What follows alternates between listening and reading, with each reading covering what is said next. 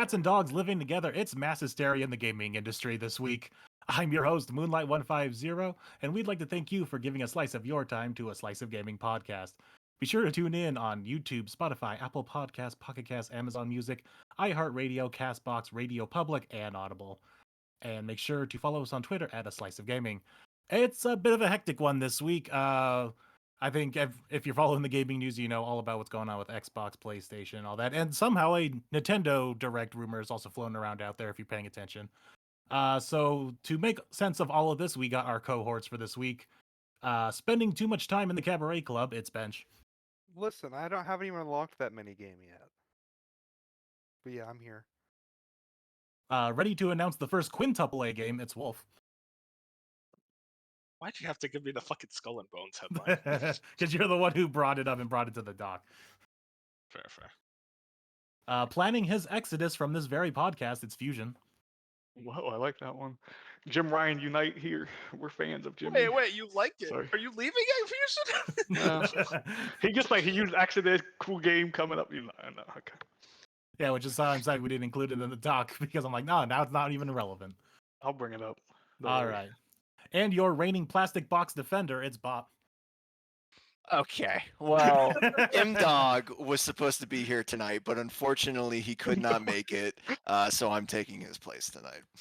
You better hope he doesn't see this and post us on Twitter, man. All right, I'm about to have He's gonna beef flame with us to hell. M-Dog. That's a good. No, he's got like 70,000 followers. We need this. This is our time. Let's try to get him on.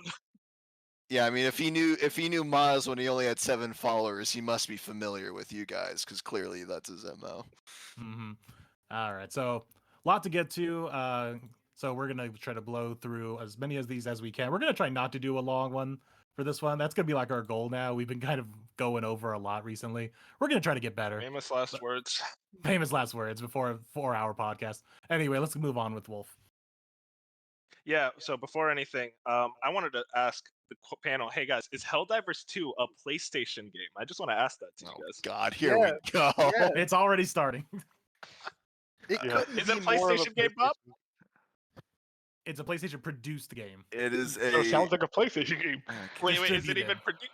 Hang on. Who's I meant to say publishing the distributed. game? I meant to say distributed, not produced. I meant to say Who's distributed. publishing it? PlayStation publishes the game. Yep. What do you know? It's a PlayStation game. Let's take I'm a lap, not- boys. Hey, in order for this to not be a 4-hour podcast, fine, go for it. It's a PlayStation game. We got him.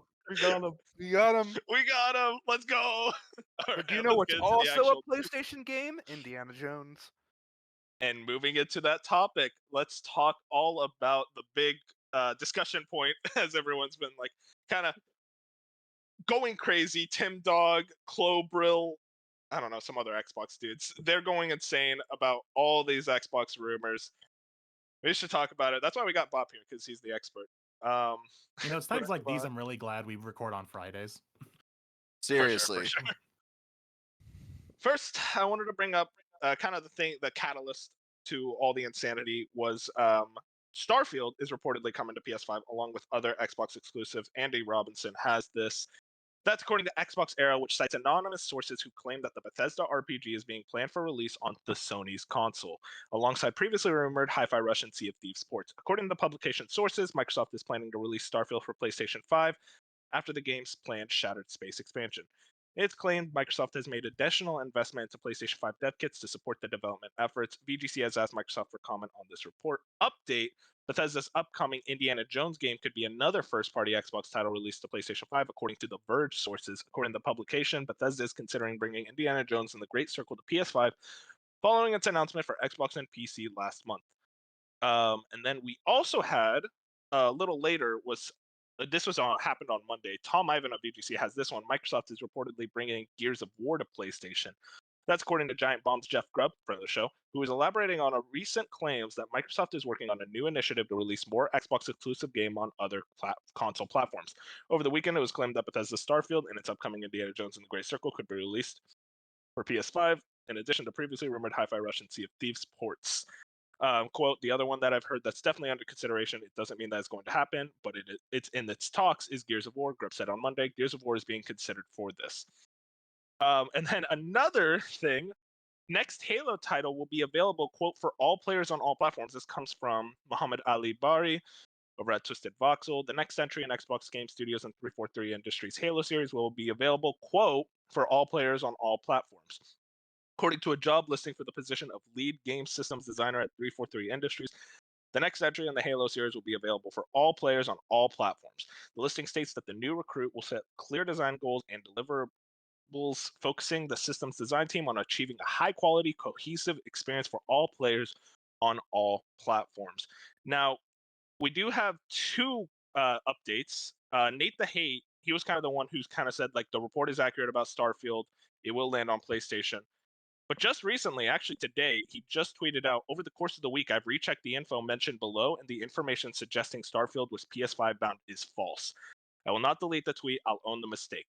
Now, I should specify this is Nate's sources, Xbox era. I haven't heard many things on that regard. I don't know if you guys have, but I'll ask you in just a minute. And then finally, Phil Spencer, big man on campus, made a tweet. We're listening and we hear you. We've been planning a business event for the next week. What we look forward to sharing more details with you about our vision for the future of Xbox. Stay tuned. Now, I talked a lot. I know I talked a lot about all things Xbox. I do want to just go down the panel real quick. What is just our initial thoughts and current thoughts about this whole situation regarding Xbox third party? There was a lot of freakouts online about Xbox is going third party. The box is gone. Crazy news stories before even really official comment from anyone. I think I want to hear Bob first, since you are the correspondent. Yeah, thank you, Wolf, for breaking that all down. So initial reaction, it was funny last Sunday when this all started to really like dogpile and avalanche out of control. I was out like tubing just on a mountain. Like I was having a great time, and I just come back and it's like the world's on fire. I'm like, what is going on? You were living a normal life. Right, yeah. I probably shouldn't have opened Twitter that day. But it's weird. This is such a weird topic to dive into because it is all rumor and speculation for the most part, and there's such a wide spectrum here of like what we're really talking about. I think we can all agree for sure. Hi-Fi Rush, because you didn't even talk about that, because that was kind of that was really the first like rumors of like Hi-Fi Rush and Sea of Thieves. That was a few weeks ago. Right, and like that was like the first talk, and then obviously once the Starfield thing came out, it's like all of a sudden the powder keg went off. So I think going from, because I don't want to say best case or worst case scenario, I think it's more like least impactful to most impactful. Hi-Fi Rush and Sea of Thieves being on the least impactful, and like I don't know, I would say I'd go back and forth, but I think like Halo and Indiana Jones being like most impactful. There's so many things to kind of detail in there, but like high level, it's just like it's weird, man. It is a weird strategy, a very non-traditional strategy. I don't know how much faith I have in it. I think it's very easy to take this information and start playing out scenarios in your head, and you start running farther and farther down this like hypothetical, and you're like, yeah, I could see how people think Xbox is dead just from like this one, kind of rumor, because it's like, well, if this happens, then this happens.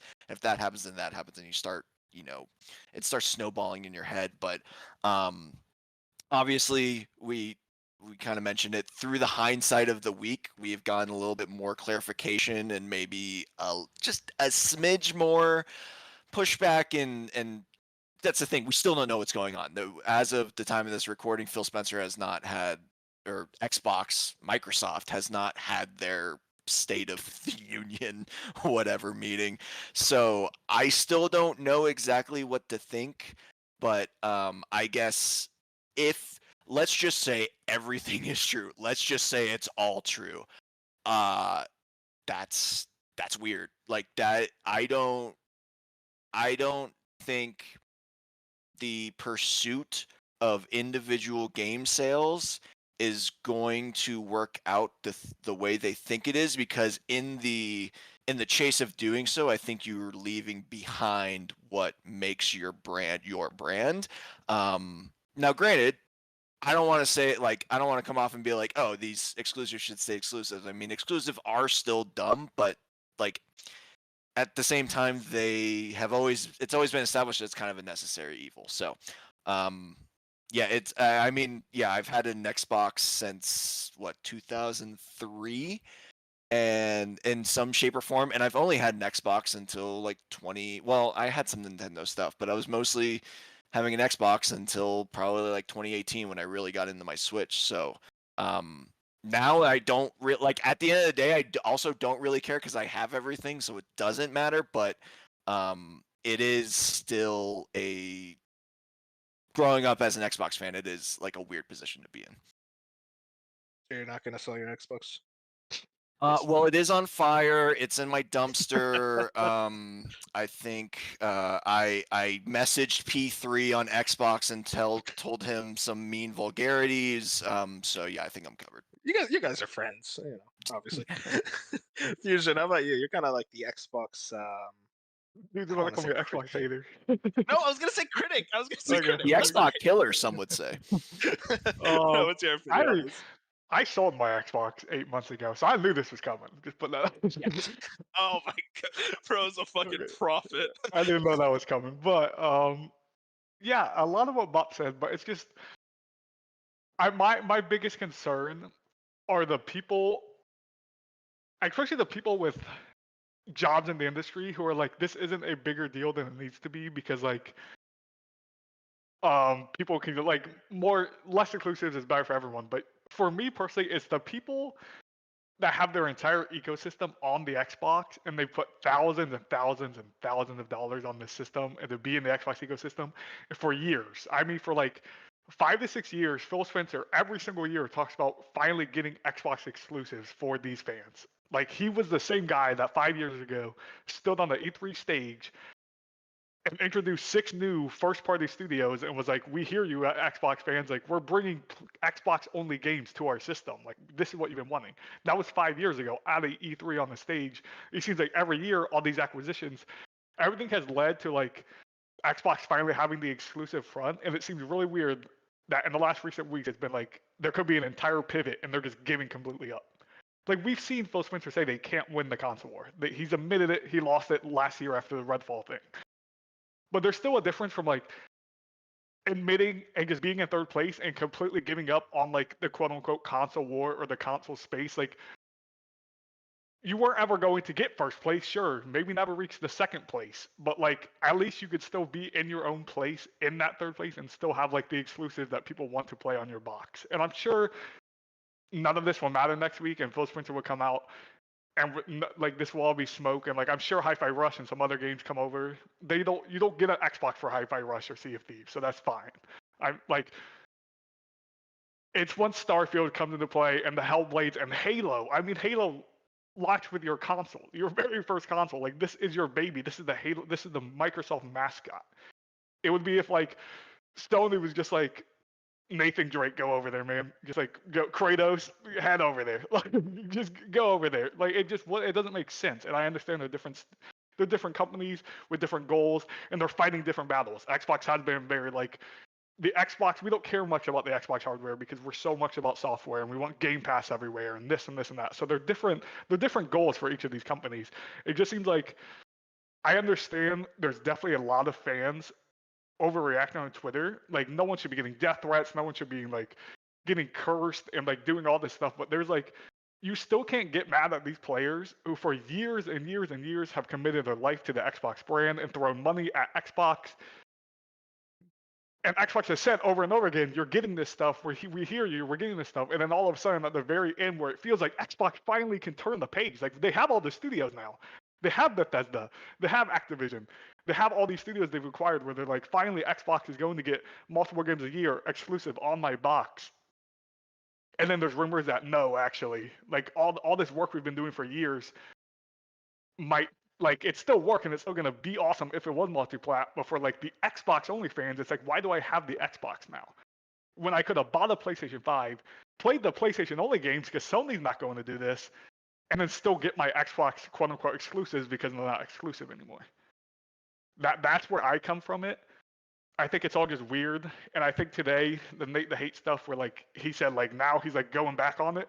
Sure, like that could be right, but it's weird that they were so adamant all week, and it's weird that even like sure Jeff Grubb didn't confirm. He said he's just heard like rumors, blah blah. It's weird that all this for like the last week has been like this felt like a surefire thing. And now people are like, because of one tweet from Nate the Hate saying he's going back on it, like all of a sudden it's not happening. This could still very well happen next week. Yeah, no, I mean, it all comes down to what happens next week and how quickly our podcast becomes outdated. But I mean, it really just comes down to it's like there were so many different reports, but if you look, it really was just like, oh, I heard about this, and like the Halo thing, like, oh, all platforms again, like this is just one designer. It's so muddled right now. I do have a theory about why this is happening now, but before I get into that, I do want to hear from Bench and Moon. Bench, you go quick. Yeah, I think this, no matter how you look at it, is not a great look for Xbox. Xbox has always been, I guess, the people's brand, kind of, I think you could describe it as. They've always played to the consumer more than Sony and Nintendo. And I mean, I think people rightfully so have a feeling to kind of feel backstabbed. Sure, you don't have to have a super attachment to a box, but also like, yeah, you've invested time and money into Xbox, and I can't say that after this news comes out that I'm like, if a thing's third party on PlayStation and Xbox, maybe I'll just get it on PlayStation because I don't know the future of Xbox. I can't say that's definitely a thought, not a thought running through my head. So, I mean, I do think whether it's just Hi-Fi Rush and Sea of Thieves, or if it's just everything, I think they are both leading to a future where, like, say Hi-Fi Rush and Sea of Thieves come on, you can't say that that couldn't lead to the Starfields coming on because no matter what, it's them putting stuff on PlayStation is going to earn them a lot of money. These games are good games to some like degree, and people will buy them. So I mean, you put Starfield on PlayStation, it's going to sell a couple million copies alone. And I A don't lot think more than that. Bethesda games are popular. so. I think. I mean, they kind of admitted defeat. Maybe. I mean, also, I do think Microsoft really hurt themselves. Phil sent out a cryptic tweet, and that's it. And if Starfield isn't coming, like, why not just say that? Like, I think they could have avoided a whole lot of trouble if they came out and said something of note, which I do think is. I mean, Xbox has always kind of stubbed their own toes or whatever, I guess. And I guess this is nothing new. And I guess you can say it's because the leakers are at fault, but that happens with every company, and you do have to respond and not just sent out a very corporate tweet from Phil, which was kind of weird. I think So real quick to push back on that just a little bit. I mean, you're right. Xbox has historically had awful communication. They very rarely get it right, but I do think that if this really, even if it is just Hi-Fi Rush and Sea of Thieves, like I don't think you rush something out unless you are 100% sure. Because I think, and Wolf, I don't know if this goes into your theory or not, but it's like I think this stuff leaked because there is like an internal battle going on right now at Xbox and Microsoft, and people don't. My theory. Yeah, it's like I think this got out because they said it was spring. We're not in spring. We're still in winter, no matter what Puxatawny Phil says.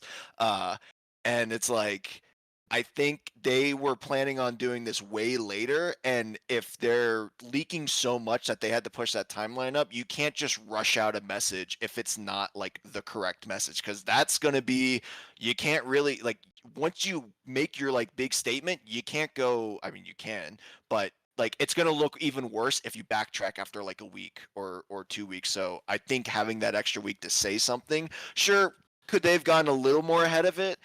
Yeah, but like I think they gotta really make sure they get this State of the Union. That's why I just keep calling it like right. And unfortunately, that means we gotta wait another week. yeah, I do think it's going to be very interesting how this plays out because I don't think can the Xbox brand like regain trust? Because I mean, last year they had some good releases, but it was also a rough year for them. I don't think they've had. Before we continue into that, I do want to hear Moon's thoughts. He's been quiet. Well, first, before I get to my other thoughts, I'm kind of building off of what Bob was saying regarding why hasn't Xbox said anything, and why is Phil's tweets so corporate? It's because lawyers are breathing down their necks. And like Bob said, you can't say one thing like Phil say, "Oh yeah, don't worry, it's only Hi-Fi Rush and Sea of Thieves. Don't worry about Starfield and all that." It's like, no, you can't just say that and then 2 months later it's like, okay, yeah, Starfield's coming. You can't just say stuff like that out of the blue just because Twitter is getting angry. So I'm like Bob was saying, it's most likely they were planning this like message of Xbox, of what their plans were going to be, and then all of this started happening, so they're pushing it up as soon as they possibly can. There probably is a lot of lawyer red tape and whatnot going on because they're still trying to sort out Activision purchase and all that, so they're knee deep in legal disputes and all that. My thoughts on the whole situation, though, it's just this is the personification of the internet taking one thing and just running rampant with it. Because as you can say, the only thing that has really any credence is Hi-Fi Rush was data mined to have some T-shirts that indicate or are pointing to a Switch port and a PlayStation port. I don't know anything about Sea of Thieves, but I'm assuming that's kind of similar. There's some platform exclusive content. Everything else just kind of spun off of that. It's like, I heard this, and as now I'm hearing from you guys, there's some possibly some conflict going on in Xbox, and when that happens, shit starts to leak. So it just sounds like everything is on fire, and Phil's just kind of, that gif is like, nothing to see here. Phil's just trying to make sure everything's copacetic, but things are leaking out. But in terms of personal feelings, like I've been an Xbox person since the 360 days, and granted, I don't get brand attachment that much. Like I like Xbox, but that's because I like the idea of Game Pass. I like the asymmetrical controller that they have as their default. But that's about it. That's where my loyalty lies. Like if PlayStation were to have their own Game Pass, like they boot up extra to make it more like Game Pass with day ones and all that, and they offer me a asymmetrical controller, I'm like, okay, I'm just gonna go play PlayStation. I'm that not easy. a big deal. You and Bob keep talking about this. I'm stupid staying asymmetrical- silent for the 4-hour time length. It All right? literally- Okay. I played on PlayStation my whole life. Switch to Xbox controller, feels the exact same. Yep. I'm with Wolf. But I it think doesn't that's matter. why. Like, But so Student- that was just a jab. But staying away for 4 hours. I do have But a couple more. I think there is also, here's my tinfoil hat. If this is real, that maybe it's not all happening all at once. Like maybe just steadily, yeah, it's Hi-Fi Rush and Sea of Thieves this year, but it's Starfield in like 2-3 years from now. It's like every year we get like 2 or 3 Xbox games thrown on a multi-platform. I think there is just that possibility that maybe Microsoft has accepted that they're never going to be a console leader or anything like that. Yeah. And they are slowly going to be they want to be just a software developer. And that's always something I've always had in the back of my mind, is that Xbox hardware wise is only going to last maybe another generation or two. Because by then technology is going to advance so far that we're going to have are like sticks that play our games in 8K and all that or whatever. And those things are just going to plug into the side of our TV. Or the tech is just going to be built into the TVs. So I think let me just get to my conspiracy theory part. I think this could be, if it is true that they are just slowly just going to start releasing a couple games every year on multi-platform, and eventually it's like, yeah, you have the Xbox brand, and that's where you're going to play these games that they're making first party for like the first couple years, and then a couple years later it goes on other platforms, kind of like how PC is with PlayStation games now. I think at some point they see they see the future where hardware is going to run out, and they obviously, being in third place now isn't going to help when consoles are going to be dying off, because everything's going to be a streaming service, everything's etc. going to be like that, everything's going to be digital. So I think it's more them admitting defeat in a way of maybe they're getting ahead of the curve of what they feel the future is going to be like, because it's Microsoft. They're also one of the heads in PC, so they could just see this as slowly migrating Xbox to being an all digital platform, as well as they focusing all on Game Pass and becoming slowly less hardware, just becoming a giant software developer. And they just want to get everything out on Game Pass and then eventually throw it on other consoles for some extra bucks. That's my tinfoil hat theory. I don't really think this is Microsoft future planning or whatever. I think Xbox is not making the money that it's supposed to be making. I think Game Pass has hit a stalemate. I mean, PS5 is 2-1 to Xbox. Like Xbox Series X has only sold 25 million units. I think 27. 27. Like that's not a big success. And if Starfield can't get Game Pass and sell Xbox units, like what can? So I think that's a big thing they're wrestling with is like, how do we make Xbox profitable at all? Because maybe they're kind of profitable, or That's they're kind running of in what the I'm red. saying is they know they're the loser in the hardware race, and they know they can just make money off of software. It's like, yeah, they'll have the exclusivity of their first party games, and then they want to sell it later for more money to the other platforms. But what was the other thing I was going to say? Okay, go on. I forgot the other point I was going to make. Well, I was gonna say because I think me and Wolf are about to say the same exact thing, and Wolf's been waiting, so go for it. Yeah, so basically, first off, my thoughts on this whole thing is I do think we've been kind of going a little crazy on Twitter. Obviously, Twitter's not a real place. Don't think of it as a real place. You got people selling their Xboxes and shit when there hasn't been an official word. I'd say just wait for an official comment to really make any lasting judgments. I totally understand the frustration from Xbox fans in this situation because you're saying it's like, hey, we finally got exclusive. We got Activision Blizzard. Now we could get some. Oh, never mind. They're all going to PlayStation now. And it just comes off as like obviously a betrayal, but also it's like this is a multi-billion-dollar corporation. I don't think we should ever expect these corporations to act as our friends. And I'm struggling with the idea of like how deep this will go if it means everything will go. My current theory is that it's just going to be like a year of exclusivity for Xbox, but I do think Xbox almost kind of shot themselves in the foot with the Game Pass thing of like, oh, buy our new games, they come on Game Pass day 1.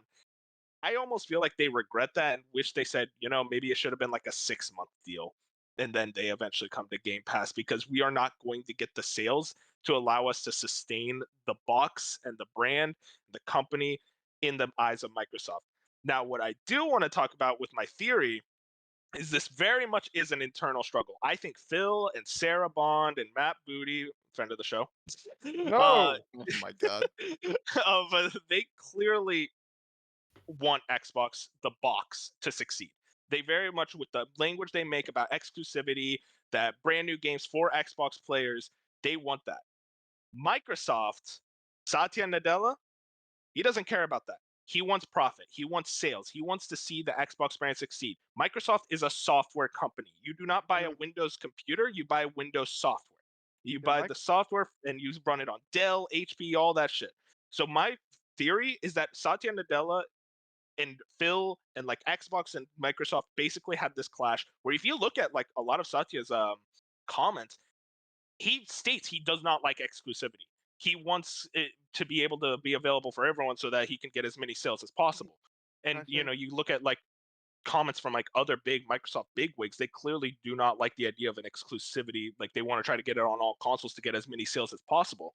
So I feel like it was an internal struggle for months and Microsoft won out because now what happened is that Xbox, they recently rose to be like Microsoft's third most profitable they ain't a small company team anymore. They ain't like a Yeah, small they're side thing. exactly. And yeah. they're one of the mainstays of Microsoft's business. And because of that, Satya is going to have a much bigger hand into everything. And he clearly, what he wants is for the games to come to other platforms so he can maximize sales and profits. As much as I feel that the Xbox team, that Phil doesn't want that, he wants the Xbox box to have its brand and identity. I think Satya won the battle. This is all theories because obviously we'll know for sure in this next week, but that's kind of my current viewpoint of the situation. I remembered my other point before we let Bench speak. The other point was why I think they might just, what I was saying, they might just slowly move everything future proofing to a more streaming software developer is because they have admitted before Game Pass exclusivity deals, at least with third party ones, and getting a bunch of games and a bunch of other things. Game Pass is losing them money. They haven't reached the numbers to where it's profitable because they keep spending more than they're making. And they've already said multiple times that they are losing money on Xbox hardware. Like how much it costs to make, I guess, or whatever is whatever they're selling at their price point isn't covering it. So they lose money on every Xbox sold. So the fact that their streaming service, or I mean their game service or whatever they want to call it, and their hardware is not both at the profitable range, it makes sense that maybe they're looking at a future of just like, let's just get everything digital. At least with Game Pass, you could possibly get closer to that than always being third in the console race and you're losing money on every Xbox sale. Anyway, move on. I do Yeah, think they very clearly want to go all digital. That's just my quick point. Yeah. It's like you look at everything. It's like they don't care anymore. I've accepted that. yeah. I do think it's interesting to think about how this will have ramifications on Microsoft third-party partnerships. Because are you going to start a game that takes 5 years to develop not knowing the future of Xbox? Like, I think that's something to think about. Microsoft and Sony come to someone with like money and stuff and say, "Hey, I want this on PlayStation or Xbox." You know Sony's going to stick around, but you don't know about Microsoft. So I think I don't think Microsoft is going anywhere. It's just these companies have to accept that you're not getting most likely not getting a physical release on Xbox. And I think people, at least these small indie companies, are probably still going to be okay with Game Pass because they're going to get a stack of money from Microsoft saying, hey, we want your new game day one on our Game Pass. And it's going to get a lot more exposure than just releasing your indie game onto the store like normal. Now, granted, I'm talking more like indies now. Maybe the AA and AAA people, like Back for Blood when that was day one, that might be different, sure. But I think the indies will still go for the Game Pass bag. I'm not even Well, talking about Game Pass. I'm talking about Xbox as a whole. Is it worth making a game for Xbox? Like that's going to be it's still going to be a service. Even if Xbox Series X is to be the last console, there's still going to be a Game Pass or something. There's still going to be the company there still giving out software to people who buy it. So there's still going to be a service. There might not be a box, but there's still going to be a service to put games on. I think what Bench is alluding to is like, is it worth putting games on Xbox and not Game Pass for like the small indies? And I feel like this is always a question for a while because like I feel like most Xbox players don't buy games; they buy Game Pass. Which I mean, I'm not like faulting them for it because that's kind of just the best deal to go for. They've kind of like, not to say they brainwashed them, that's too strong of a word, but that's kind of what they've reinforced. They trained their audience. Yeah, and I think that's a fair thing to say because I'm definitely like, I can't remember the last like first party Xbox game I bought because it's all on Game Pass. So yeah, that's totally fair. I do want to say though, real quick, I think I understand where Bench is coming from. I think it's a little too cynical because we've kind of talked about where it's like, okay, Xbox is clearly third in the race, and it doesn't really matter what they're doing, they are still third. And at the end of the day, the best things that Microsoft has done throughout their existence is the same thing Microsoft has done their entire time. They are service based, right? So you think about how they pioneered Xbox Live and console internet, console online multiplayer, how they innovated with achievements, how they innovated with Game Pass. That's always been like, as an Xbox fan, games not really their greatest strength. It's really always been these services, and so that's why, when you are in third place, I mean, granted, that's how Game Pass came up, right? Is that they were in a, I think, even worse spot before, during the Xbox One generation. They needed something to start to turn around the ship, and granted, that was the other thing. I think, I mean, and Phil even said it under oath that Xbox is profitable. I believe that, but I think when going back to Wolf's point, like Microsoft and their shareholders looking at that, Not and enough. now it's taking such enough. What? I don't. It's not enough for Correct. you. Yes. Please let me talk. Sorry. I think you look at that, and the shareholders always want more, especially now that you're bringing on Activision Blizzard. It's like it's always more, and now it's like, oh, we need to sell out to start really changing things. And I think it's kind of we're in a weird spot, but like at the same time, like Microsoft or Xbox, like I don't think they're going anywhere, but I think they're trying to do something to radically move the needle because they know they can't compete with Sony.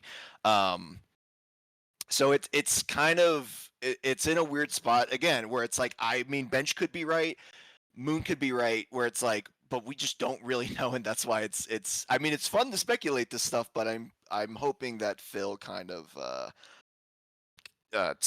lays it out a little bit more next week. Yeah, they need to be very clear. They another thing is, I do think they got to throw a bone to the Xbox only audience next week. They can't just come out with third-party news. So, is there anything you think they show? Activision Blizzard Game Pass drops, I think hardware. that would be the best thing, is just show some like Game Pass drops for like the Activision Blizzard like back catalog, which is what I've been wanting. That's what I want. But I don't know. It's just tough to really like predict fully. I I don't. It's a tough situation because like what are we expecting out of this press conference? Is it going to be like a video? Is that an Xbox Wire post? Like, what are they doing here? I think it's both. I think they're going to try and make the line as clear as possible because they don't want people like speculating all the time like they have been this week. Do they say case by case? Yeah. Probably. I hate most the likely. stupid word. They say case by case all the time, and it's just like, I want a clear definition. Like, what am I getting here with This was each probably game? like a smaller thing and originally, and but because of how much it blew up, now it's become a bigger deal, and now they probably are Phil's probably recorded a video that's being edited right now talking about everything. I almost feel like it's not going to be like, I think this is the real litmus test.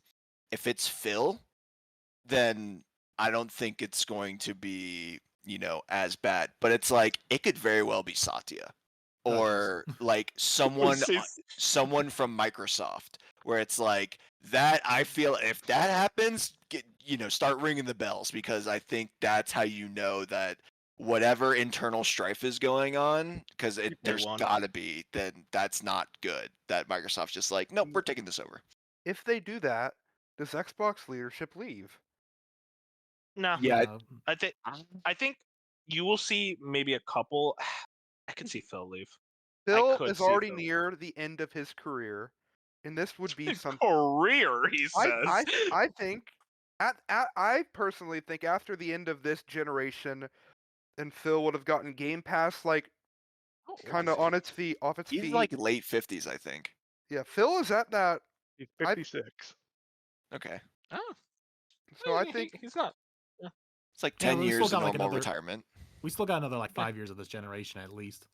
I guess it makes sense. rumor If is he could retire after 2026. this. That's my tinfoil hat theory, by the way. I do let's think there's hear it. internal struggles, and maybe I'm way down in the rabbit hole, but I think I mean, it's gonna sound crazy when I say it because it is a conspiracy theory, but like, there's a chance Phil Spencer was like, "I'm gonna leak this." Like, he was hearing from up top, his Microsoft execs above him, and he's just like, "What are we doing here? Like, this is crazy talk. How do I get ahead of this? Or like, how do I put this out there?" And maybe not Phil Spencer himself, but someone very well high up in Xbox could have put some information out there to see, like, because they knew, like, Phil Spencer, Sarah Bond, they would know the exact thing we're getting on Twitter right now is exactly what Phil Spencer would like think of if this news came out. Like, Phil Spencer would know how Twitter would act. So like, if they somehow on the Xbox side were like, okay, Microsoft wants to go this whole third party thing. We've been working so hard to build the Xbox brand and get it in this one direction, and we've been doing the exclusives. Like, we're getting there, and now Microsoft's pivoting. Like the people above us are pivoting last second, and like, I could see someone on the Xbox side higher up. Maybe not Phil, because that's extreme We tinfoil know. hat theory, but like someone there on that side being like, hey, let's put this out there. Let's just strawman hat it, so like it can get out there, so you can be like, you can look as Phil Spencer, you can now go to Microsoft and be like, hey, look what's happening. Like, look at Twitter, look at the news. Look, none of this is positive for us. Like, could have, like I said, it's very tinfoil hat, but like, I don't think it's against, like, I don't think there's a -0%. You know what I mean?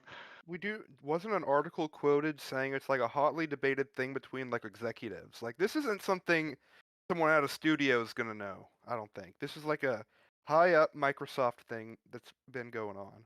Because, Yeah, like, I that would mean, make the hate, and then like, I don't know. I feel like yeah, I kind of believe Fusion. It's not, again, it's not like these, like, Grub or even like someone like Jez has contacts with like Phil himself, but I'm sure Phil is aware of how this, they have to have some sort of idea of how this news gets spread or leaked, and it's like, all right, let's start adding these people in an email or something. Like I don't dispute. Like I think there's some truth to what Fusion's saying. I just want But- to say, if it was Phil himself, like, I need a Phil Spencer movie that like catalogs all this. Yeah, Because that would be an amazing the- movie. It's like the Game of And then, hey, Thrones. Like he's like, tell Satya it was me. Because it doesn't. Phil Spencer has been working so hard, and I understand. Xbox fans got to realize Phil Spencer's a great guy. Sure, he's not your friend. So like, I'm not of sitting here course trying to not. defend Phil Spencer, but like, Phil Spencer and a lot of people at Xbox, they've been working since the Xbox One launch. Like since Phil Spencer has came in there, he's been working so hard to like. I truly believe most of the time Phil Spencer's like, I want to put. Like I care about the Xbox fans. I care about this ecosystem, and like people higher up on him don't care. They just care about the money, like we've talked about for the last 30 minutes. So like, if someone like him could get out and be like, hey, let's get ahead of this. Let's throw it out there. Let's throw some smoke, and maybe it catches fire. Because then it's like, if none of this, like, why are Gears of War stuff coming out and Halo and all this other stuff? Hi-Fi Rush and Sea of Thieves is one thing, but once you're starting to throw in Halo and like all these other rumors with out of all of a sudden no basis, like people are just saying they hear it, like it almost felt like not Xbox was leaking it themselves because, like I said, that's very typical. But it's almost like let's throw every single thing we can at this leak, so like we have all the evidence in the world to show these Microsoft higher ups like this is the worst idea you could throw at us. When does this like presentation happen? Because I think it needs to be early in the week. Nah, I think it's Monday. yeah, maybe Tuesday. I feel Uh, like that's not usually a Monday thing. I feel like Tuesday through Thursday is the window. presentations aren't a Monday thing. So Oh it's wait, gonna isn't be it Tuesday or also Wednesday. President's Day? No, that's no, next. No, that's next week. Does Disregard. Phil celebrate President's Day? Does he make like a big A birthday federal cake for that? holiday. Yeah, it's Well, yeah, that's the problem. It's a federal holiday. Nah, so nah, it's nah. like- I'd say Wednesday. I don't know. Feeling cheeky. like middle you of can't the go week. longer than a week, and he said like I understand Yeah. Monday's not meeting day, but like so I could see Tuesday honestly at the latest because he tweeted that out Monday. I feel like you can't go long, like you can't we can't be sitting here on Wednesday next week and they still haven't had this announcement. Yeah. One last thing I kind of want to throw out there because it's something that I know you guys have talked about. Actually, it came up a lot during the Xbox focused like future outlook we had 2 weeks ago. That's already extremely We? outdated. You weren't there. Yeah, I know. But I'm I kidding. mean, I was in the comments. I was there. Oh yeah.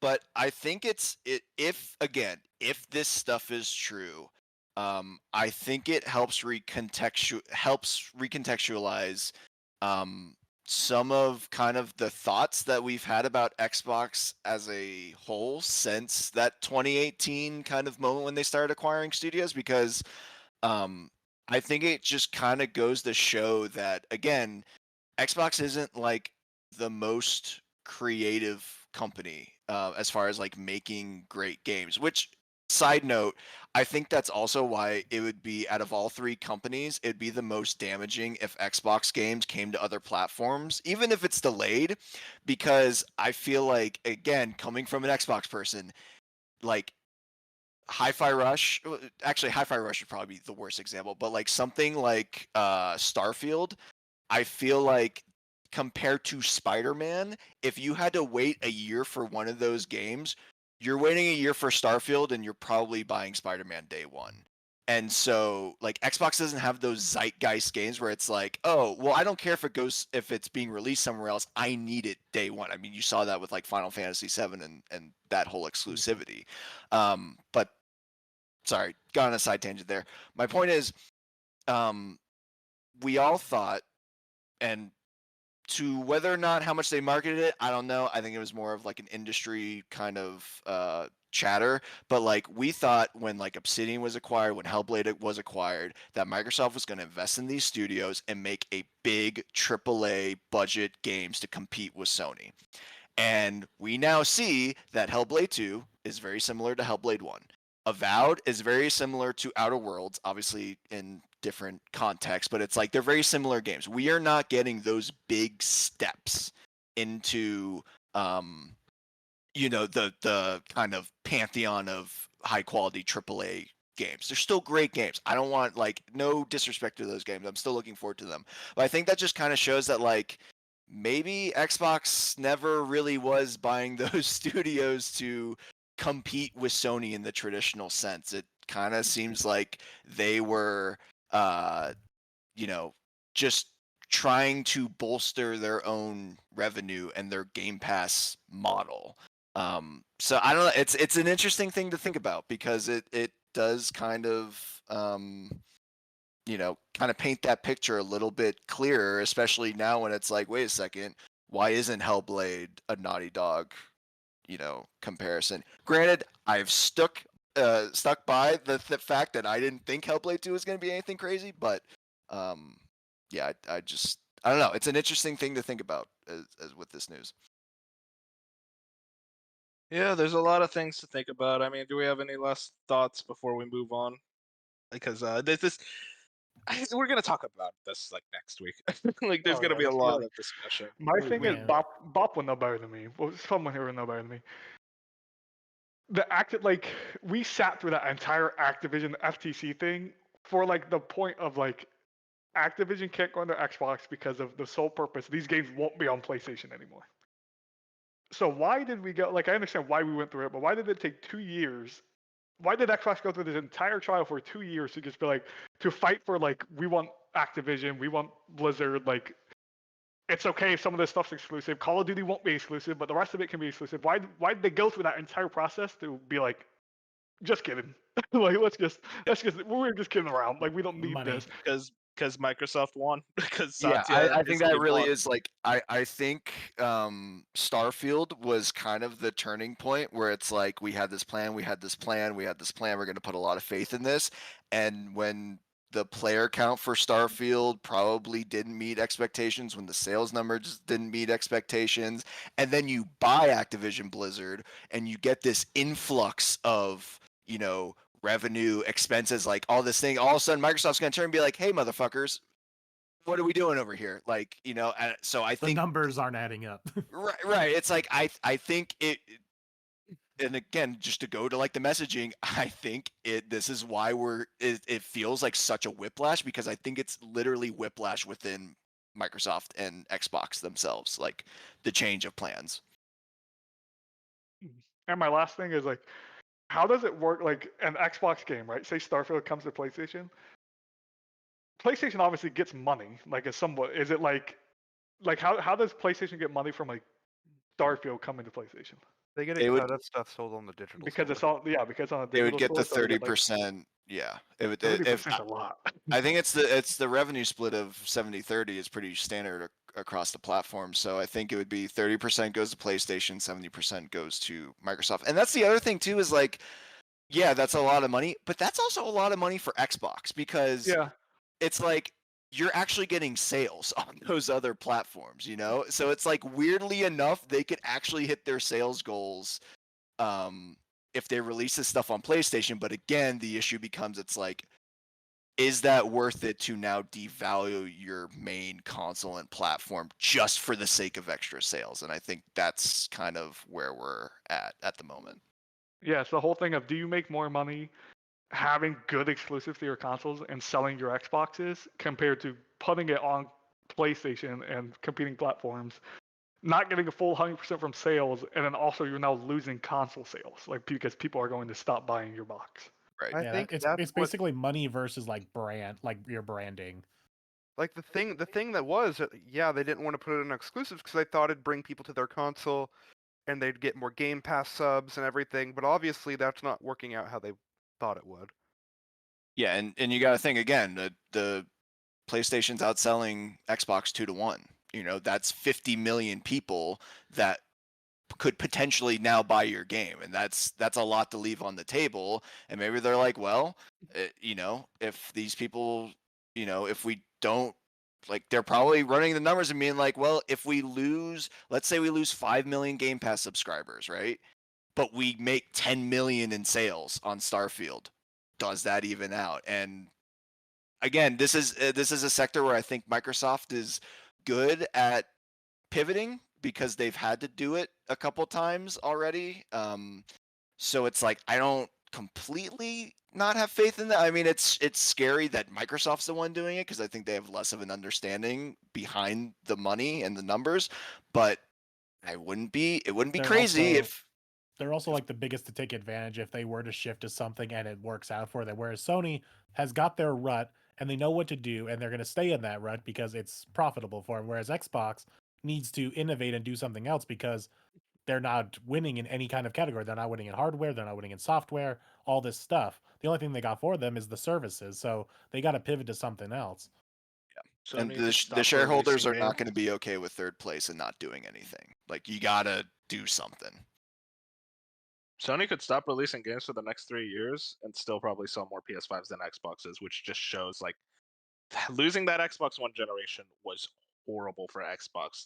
And it wasn't a case of like, oh, they lost it because like PS5 sold or PS4 sold this much and they were close behind. Like, no, it was like brutal because of how awful that presentation was. Don Matrick single-handedly decimated the Xbox brand. And the fact that they were even able to rebuild it to the point that it is now is extremely impressive. And I want to have the faith that they continue because I would think competition is extremely important for the video game industry. And if if a good Xbox means a good Sony, which means a good Nintendo, that's always kind of been my viewpoint. And I just don't really like the idea of them saying, you know what? No, games are coming everywhere. And I mean, hey, if you're part of that, like, oh, exclusives are bad train, like Dark is, which he's gone now, so we can make fun of him. But I understand if you don't like the idea of exclusives, you want people to play on everything. But at the end of the day, the sauce is, hey, exclusives sell consoles. People buy PS5. I bought a PS4 for Uncharted 4. A lot of people bought a PS5 for Spider-Man 2. Like this is just how it works. People want to play a brand new game. They buy a console to play that brand new game, and it's just. I think Xbox eventually they were gonna get there. I think Indiana Jones could have sold a lot of Xboxes. So I always It find still it weird, might. like exactly, and it's just like weird that this was the part that they decided. You know what? Now we're gonna start thinking about our third-party strategies. Where I think you just bought Starfield's- Activision Blizzard. I think Starfield's middling success, like, really was the straw Yeah. that broke the camel's back.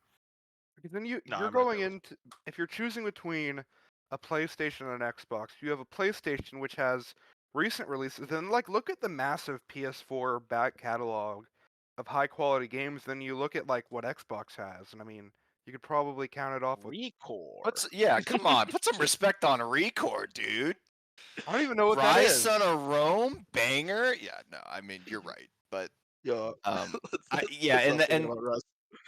and that's why it's hard, Bench, to go down that line of thinking because it's like, I mean,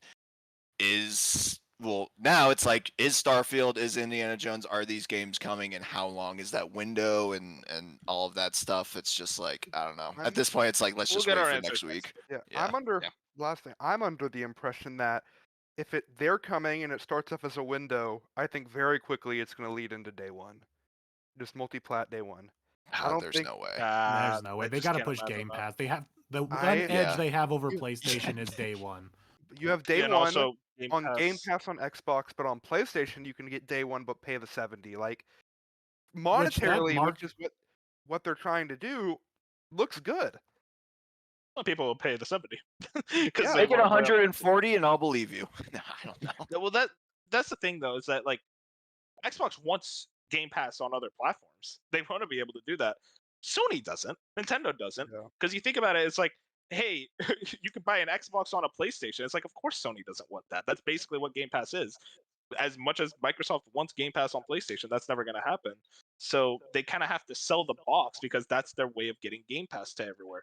And I don't think they're anywhere close to getting people to go, yeah, play games on the cloud or on your phone through the cloud or on TVs. Like, we're not at that point yet. That's like far, far in the future for people to be more accepting of that. So you kind of need to sell the box.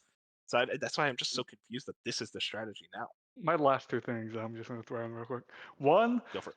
it's really this isn't just like this is just funny to kind of roast Matt Booty, not roast Matt Booty, but like Wait, we what? saw in those FTC documents where like there was that whole email where Matt Booty's like, we can take like we could crush Sony like with this deal or like all this stuff. Like that one email that leaked that was like, this is our chance to like knock Sony off the map and then see where they're at now. And now a game might come to PlayStation, so it's just funny from that Matt Booty perspective.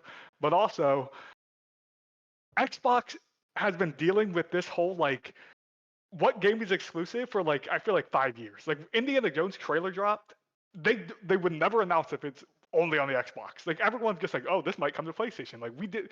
Why does Xbox never just say it's coming only on Xbox? Blade, they just revealed Blade 2 months ago. Why didn't they put on that trailer Xbox only Game Pass?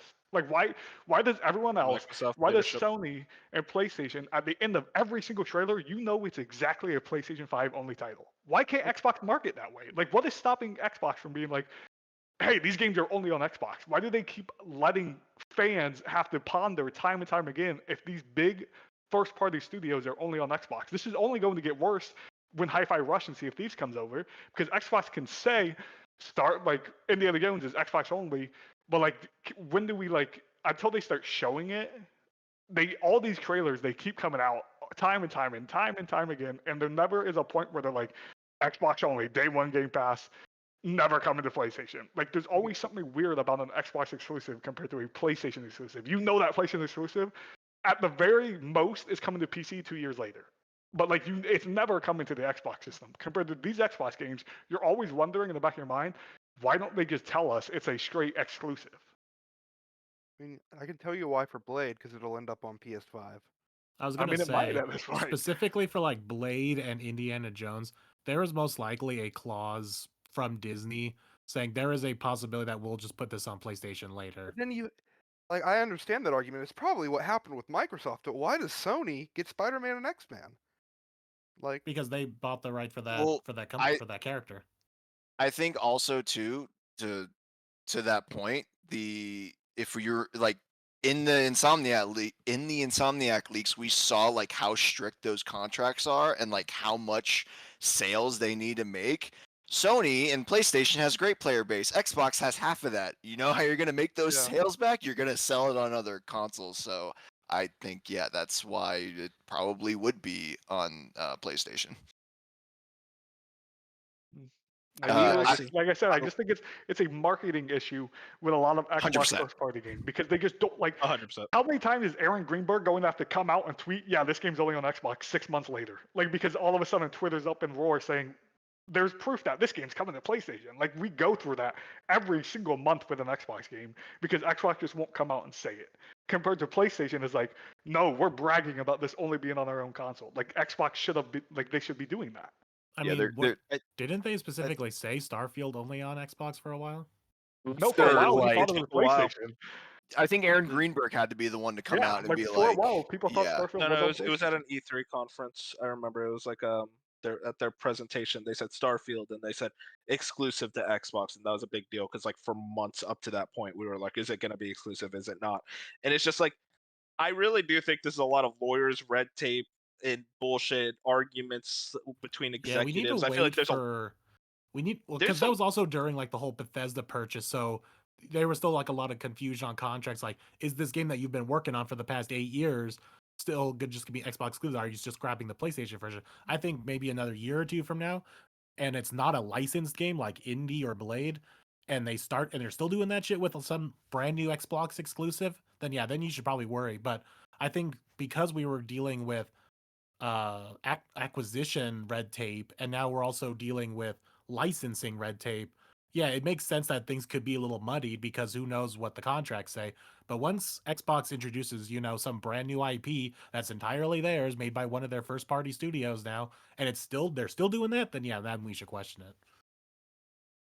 it. I feel like there's a lot of like internal schism across like Microsoft with Bethesda with Blizzard and Activision, and I feel like there just needs to be some foot stomping and like let's try to figure this out because I mean like I remember when Pete Hines left, like there was some weirdness around that whole thing, and like especially around Blizzard president, I forget his name, Mike Ybarra. Mike he- Ybarra leaving. he was kicked out. Like, Yeah. I feel like Yeah. because he literally said like a few months ago they're gonna have to drag me out. It's like, damn, I guess they dragged him out. I feel Xbox needs to figure out, like, this is what happens when you buy a publisher. There's gonna be people that aren't into the ideas that you want to come in with, and you have to like just put your foot down and say no, this is the way it has to be, because this is the way you run a company is, tell like, this is the strategy, this is the plan, this is what we're doing. I want a clear and concise strategy with every game you're releasing. I don't want this case by case bullshit. Just say it outright. Is this exclusive? Is this not exclusive? The moment you reveal a game. I think the problem there is that Microsoft is just a massive company, and things just move. There's so many email chains. There's so many hoops you have to jump through and people you have to sign off with it on. I mean, granted, their communication just sucks, but it doesn't do them any favors that like they are such a big company that like I think they unfortunately, I mean, it's the same thing with like their hiring policy and like their contractors. That's like a Microsoft implemented thing that like really hampers their game development. It's like I think Microsoft just has these things in place that just make it harder for Xbox to maneuver in this space. And my last point, because we didn't actually talk about it, and I know this is the one thing that Dark is probably screaming at his computer that we He haven't doesn't watch mentioned the it. show. Yeah, well, I'd like to imagine he would. Well, he's playing Fortnite. Is that I think the argument that PC is going to have an impact here, and like Xbox switching over to PC, I just like it that argument doesn't really register with me because I think those are two completely different player Yep. bases. If you Like the overlap just isn't there. if Xbox goes PC only, I'm gone. Like you can't. I have no interest in PC gaming, like at all. Like I like sitting in front of the TV. I don't need the keyboard and mouse bullshit. Sitting in front of a monitor, no, I want my console experience. I'm just too stupid for PC. Fair. By the way, I wanted to point out, we said we're going quick and fast, an hour on the first topic. Wow, look at us guys. That was a We big got a lot of topic. conversations. That's the only Yeah, like okay. good topic we have. That's our topic of the show. Who cares about Xbox when Nintendo is here with the financial report? So okay, I have the top 10 here. You guys don't have the tab open, but did you guys see the numbers? Yeah, they're I- crazy. I can guess what Yeah, number so- one is.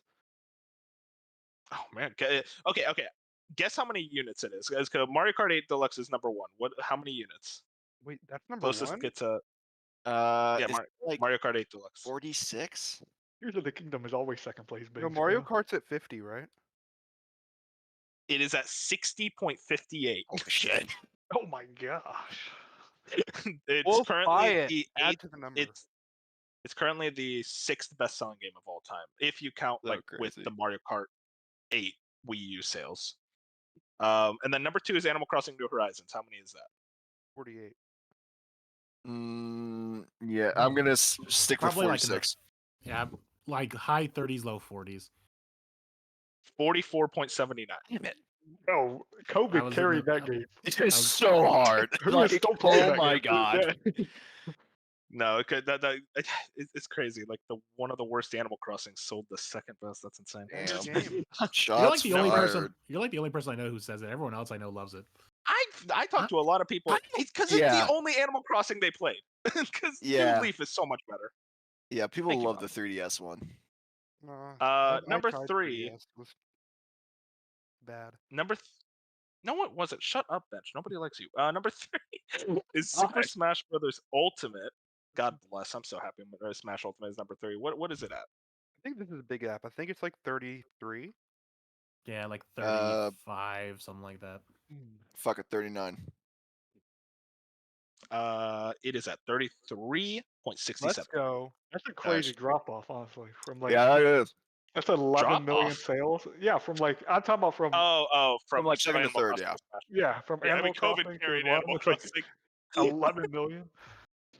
Yeah. The next is Breath of the Wild. Oh, that's 31. 30. Yeah. I'm guess 31.61. Oh, okay. Oh, sorry, Fusion. Fusion, don't even try. I don't know anything about any of these. Yeah, you sold your Xbox. That's your one clairvoyant thing for the year, buddy. Okay, you're not guessing anything else right. Next is Super Mario Odyssey. 29. 30. Yeah, 30. 25. 27.65. That's kind of Okay. low, man. Yeah, that's a lot great. lower than I How feel much like does that's, Spider-Man one 1 million. sell? that's the best place. That's the best game on that system. I don't know. Whoa, kinda whoa, crazy. whoa. I wouldn't go that far, Fusion. yeah. Golf Story is still on there. Okay. Sports Let's Story calm down. Sports Story just number said- 1. We just said Super Smash Bros. Ultimate Fusion. That's the best game Yeah, on there. but that's like Story. Okay. Hey, Bob. Pokemon Sword and Shield. Let's fucking Hey go. guys, it's been a great podcast. Don't let Bop hate. It's like the top 3 Pokemon No, game. it's not. It's bottom That's three. yours. It's so bottom wrong. three. by the it's way, I wanna top point that out. 3. It's so top Bottom 3. three. Bottom Top three. three. All right. I don't know if I'd say Incredible bottom game. 3. I'd I say top would. 3 in opposite world. Yeah, I'd say that. Mid 3. Mid 3. No, the Top game is 3. not mid. Yeah, it's great. Okay, what are the sales? 25. 20. Yeah, 26. 26.17. Wow, the Pokemon So, guy of knew it. Yeah, hey, if I know one thing, it's fucking just shitty Pokemon games, I guess. That'd be Scarlet and Speaking Violet. of You better shitty get that right. Pokemon games, is Pokemon Scarlet and Violet right behind Sword and Shield? Dog yeah, shit. At least that's they're up consistent. there already. Didn't they say it was Yeah. 24? 24.36. Yeah. Dog so shit. good. You know this. That's so Bob. insane. That's up there. I do already. remember, I think it was, I don't know if it was specifically Scarlet and Violet, but I think one of the Pokemon accounts must have tweeted that one, and that's why it stuck with me. We think Wait, Bob, Scarlet and you were- Violet's passing Sword and Shield. Oh, yeah. Yeah. Eventually. I'd say so. Unfortunately, the worst game is going to sell better. Well, You technically, Sword and yes, Shield? you are right. Listen, Technically, they're it is both- a worse They're game. both bad, but I'd rather. Bob, you play ready for Scarlet and Pokemon Violet. Day? No, hey, we'll talk about it. The bad Mario Party, Super Mario Party. Which, by the way, Super Mario Party, I'll tell you right now, has sold better than almost every Sony first-party game, which is so That's depressing. wild. 'cause it's That not That even game a is good so game. bad. It's so bad. I'm gonna guess 22,000. I mean 22 million. It's Damn. 22,000. Damn, No, Sony that's- games Sony don't games sell are that well. bad. Okay. Holy shit. Look who's the hater now. No, 22,000 is everybody want to switch. Yeah. I honestly think that game is close to 1 million. I think that game's closer to 1 million than we think. But no, Super Mario Party, so 22 million for Fusion. Any other Sure, yeah, guesses? 21. 20. 20.34. Nice. Under Very Horizon close. Zero Dawn, Fuck we Fusion. win. A new entry, The Legend of Zelda: Tears of the Kingdom. This is 20, I think. I 20. think I heard 18. that. It's 20. 17. 20.28 million. Yeah, it's, I think Oh, that's close. It's I'm literally- not yeah, hating it's- on Tears of the Kingdom at all, but I didn't fall off hard, but it declined. Yeah, I wanted to fast. discuss that.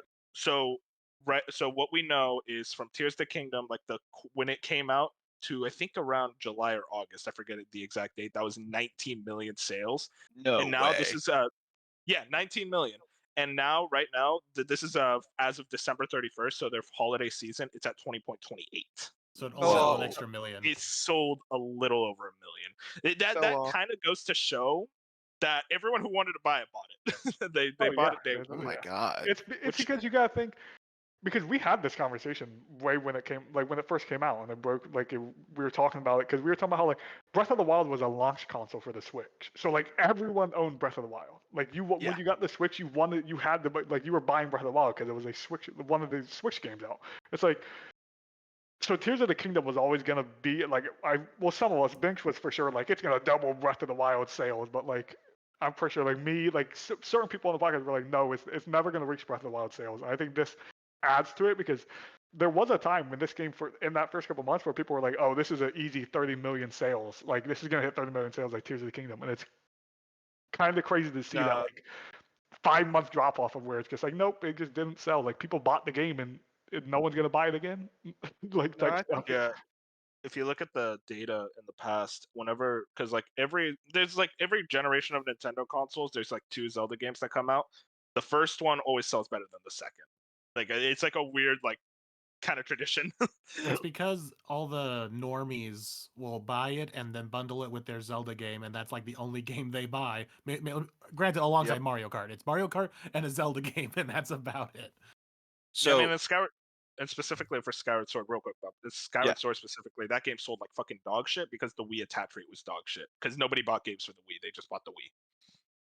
But yeah, what were you Wii saying Sports about- was the only game they needed. Why would they Yep. buy other games? True, 100% true. No, Uh, they need Nintendo Land. Yeah, real quick, Wolf, to back you up on this. First 3 days of sales for Tears of the Kingdom was 10 million copies. So that was May 15th.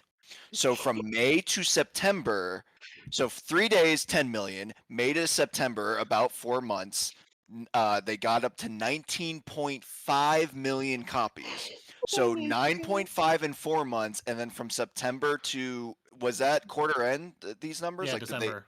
End of Yeah, the Okay. year. this is December 31st. So another roughly 3 to 4 months. What, 500,000 copies? 700,000 copies? Like, Good lord. wow. We're here talking about how. By the way, we're talking about a whole hour of like, what is Xbox's future? Do these games sell enough? Meanwhile, Nintendo 10 million in 3 days for like Pokemon and Zelda. Like Yeah. these numbers Fusion, are how much insane. did Spider-Man sell? About 5 million in 3 You're days. asking the wrong person. Weak numbers. What? That is really good for. I Spider-Man. guarantee Spider-Man 2 will Well- probably pass Tears of the Kingdom's numbers. Like when it That's funny. It probably will. That's. Let's, Oh. That game probably has more Game of the Year nominations I than Tears mean, of the Kingdom. we're saving that for later. If Tears of the Kingdom, though, I mean, speculation time. I mean, if it gets a new release or like a $10 upgrade for the Switch 2, those numbers are about to skyrocket. If you're gonna see a Switch 2 version, then it will 100% like probably beat Breath of the Wild. Then They could add one single thing into the game, and I'd just play it all over again. I just need that excuse. Sim. the hell. And then finally, New Super Mario Brothers U Deluxe. Why is this here? Yeah, I'm not guessing this one. I protest. 13 like- million. 16. 17.20. Which, by the way, I want to Nice. point out as well. Stuff like Luigi's Mansion 3 has sold better than like half of Sony's first-party exclusives ever. That's always been that's the benchmark sense. joke, is that they did pass Luigi's Mansion 3. Yeah. Great game. It's a great game. And then also, benching sales kind of has a bit more of the weeds. Nintendo financial year 2024 Q3 earnings. Switch at 139.36 million lifetime sales, shipped 6.9 million last quarter. I'll ask right now, does it pass the PS2 at 155 million? Yes. No, Wait, I don't wait, think what so. is it at now? No. 139 million.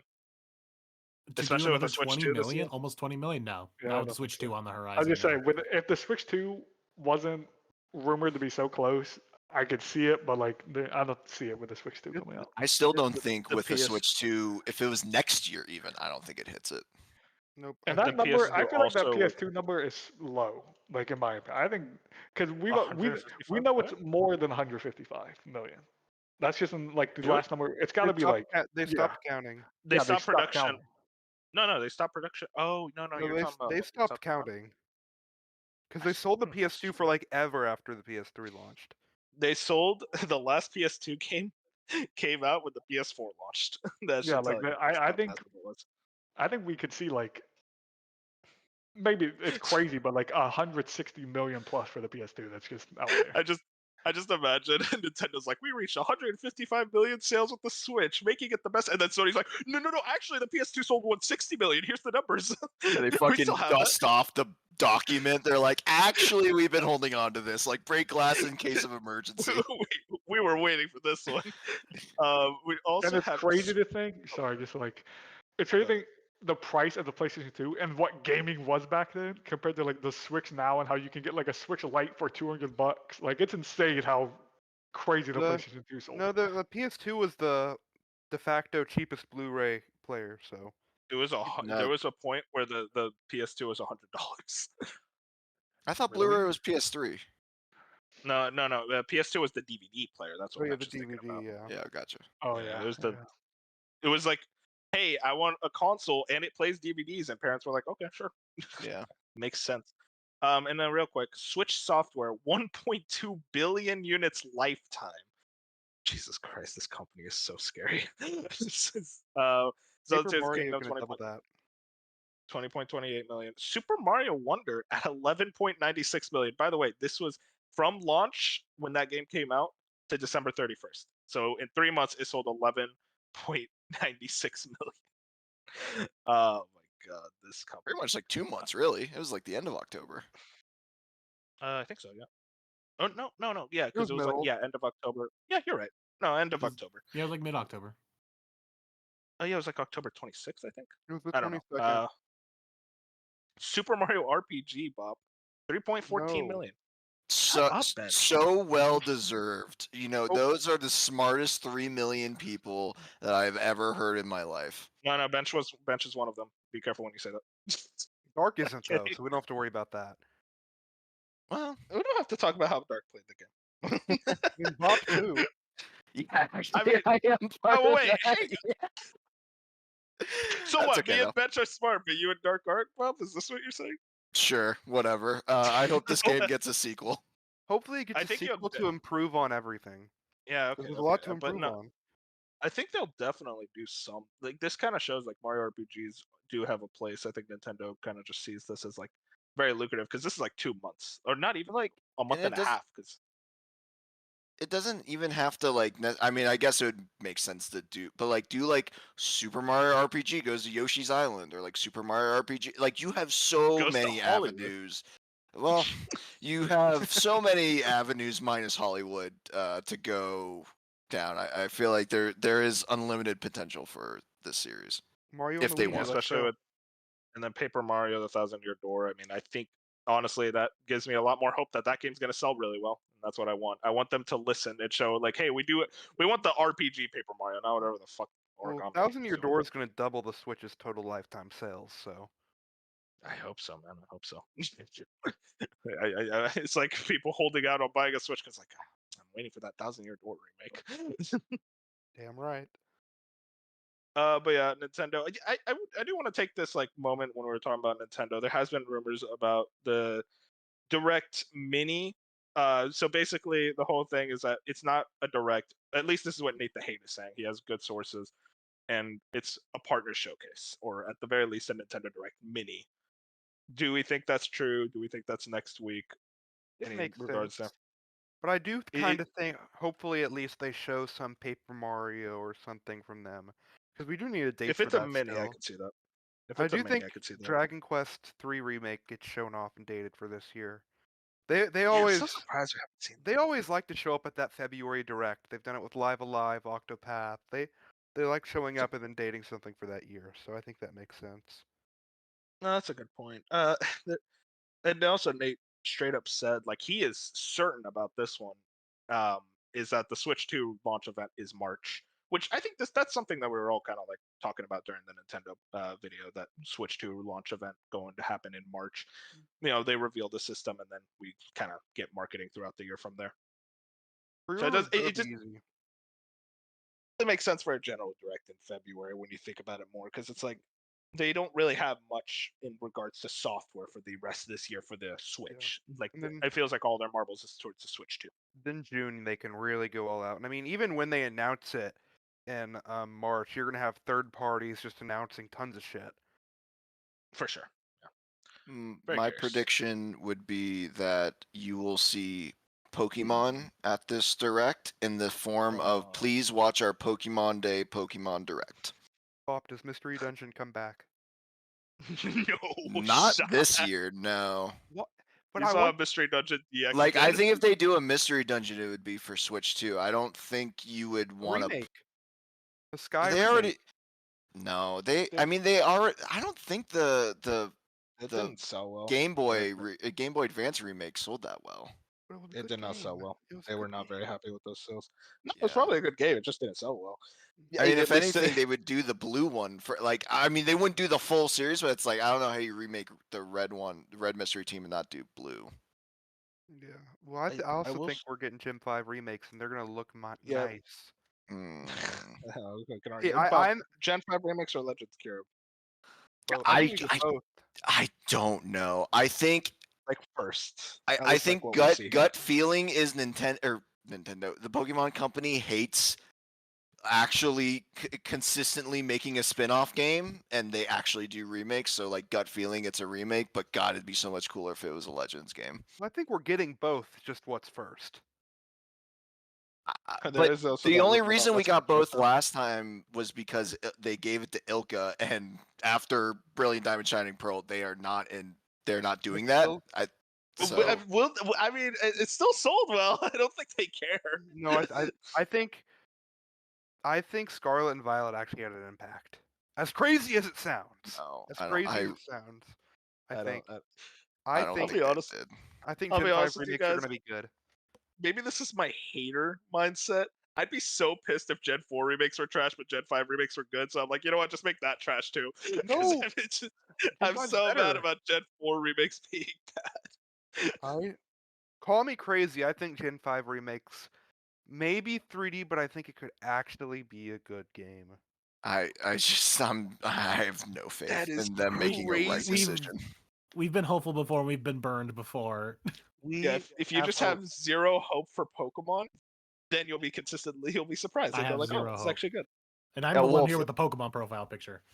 I think Wolf, if you want the game to fail, so that the Gen 5 doesn't get a good remake too, you better hope it's another 3D open world just like Gen 9 that runs like Let's absolute crap. go! Because that's how you're I'm gonna get a here. bad game. We're buying it day one, right? Well, no, Yeah, you're not buying but it. well, You're- no, I told you that's the litmus test. If it's good, I'll buy it. If not, I will find other means to play it. Other means, allegedly, he'll find other means, Yep. ladies and gentlemen. Use copy. Use copy. He's got me. Moving on. I'm gonna need a lot of help for this one because I barely understand this shit. Disney and Epic Games to create expansive and open games and entertainment universe. I hate PR. This comes from the Walt Disney Company, ladies and gentlemen. First timer to this podcast. The Walt Disney Company and Epic Games will collaborate on an all new games and entertainment universe that will further expand the reach of beloved Disney stories and experiences. Disney will also invest $1.5 billion to acquire an equity stake in Epic Games alongside the multi-year project. The transaction is subject to customary closing conditions, including regulatory approvals. Quote, our exciting new relationship with Epic Games will bring together Disney's beloved brands and franchises with the hugely popular Fortnite in a transformational new games and entertainment universe, said Robert A. Iger, Chief Executive Officer of the Walt Disney Company.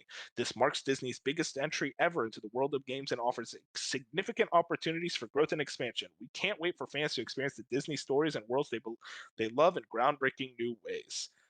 So yeah, Disney investing in Epic. I'll be honest, I'm not that invested in this story. Am I right, guys? I need help here. So If I someone had to take it. guess, you're going to be able to explore the park and ride rides in the Fortnite engine.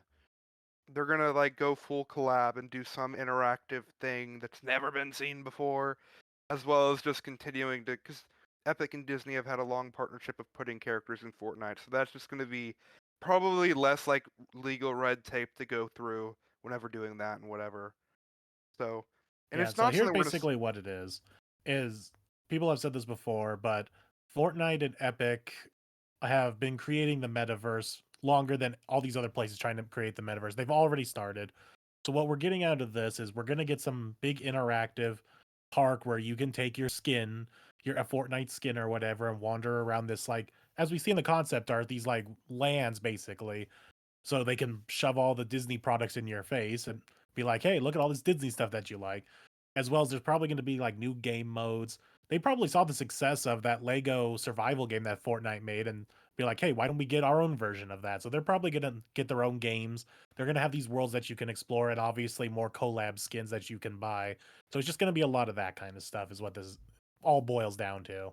It's just more stuff to go into that Fortnite launcher because that, like I said, they're creating the metaverse so without them actually even trying. They're just doing it. Yeah, it's like Disney gave up on making games themselves, so they're just like, here, do stuff for us. Yeah, that was going to be my point, is that I think you see it all the time on the streaming side of media where, you know, Netflix no longer is like, or sorry, not Netflix, I think WWE is a great recent example where they had the WWE Network, they had their own streaming service, and now they're like, well, actually, it's really hard to maintain our streaming service. Let's just license it to an existing service.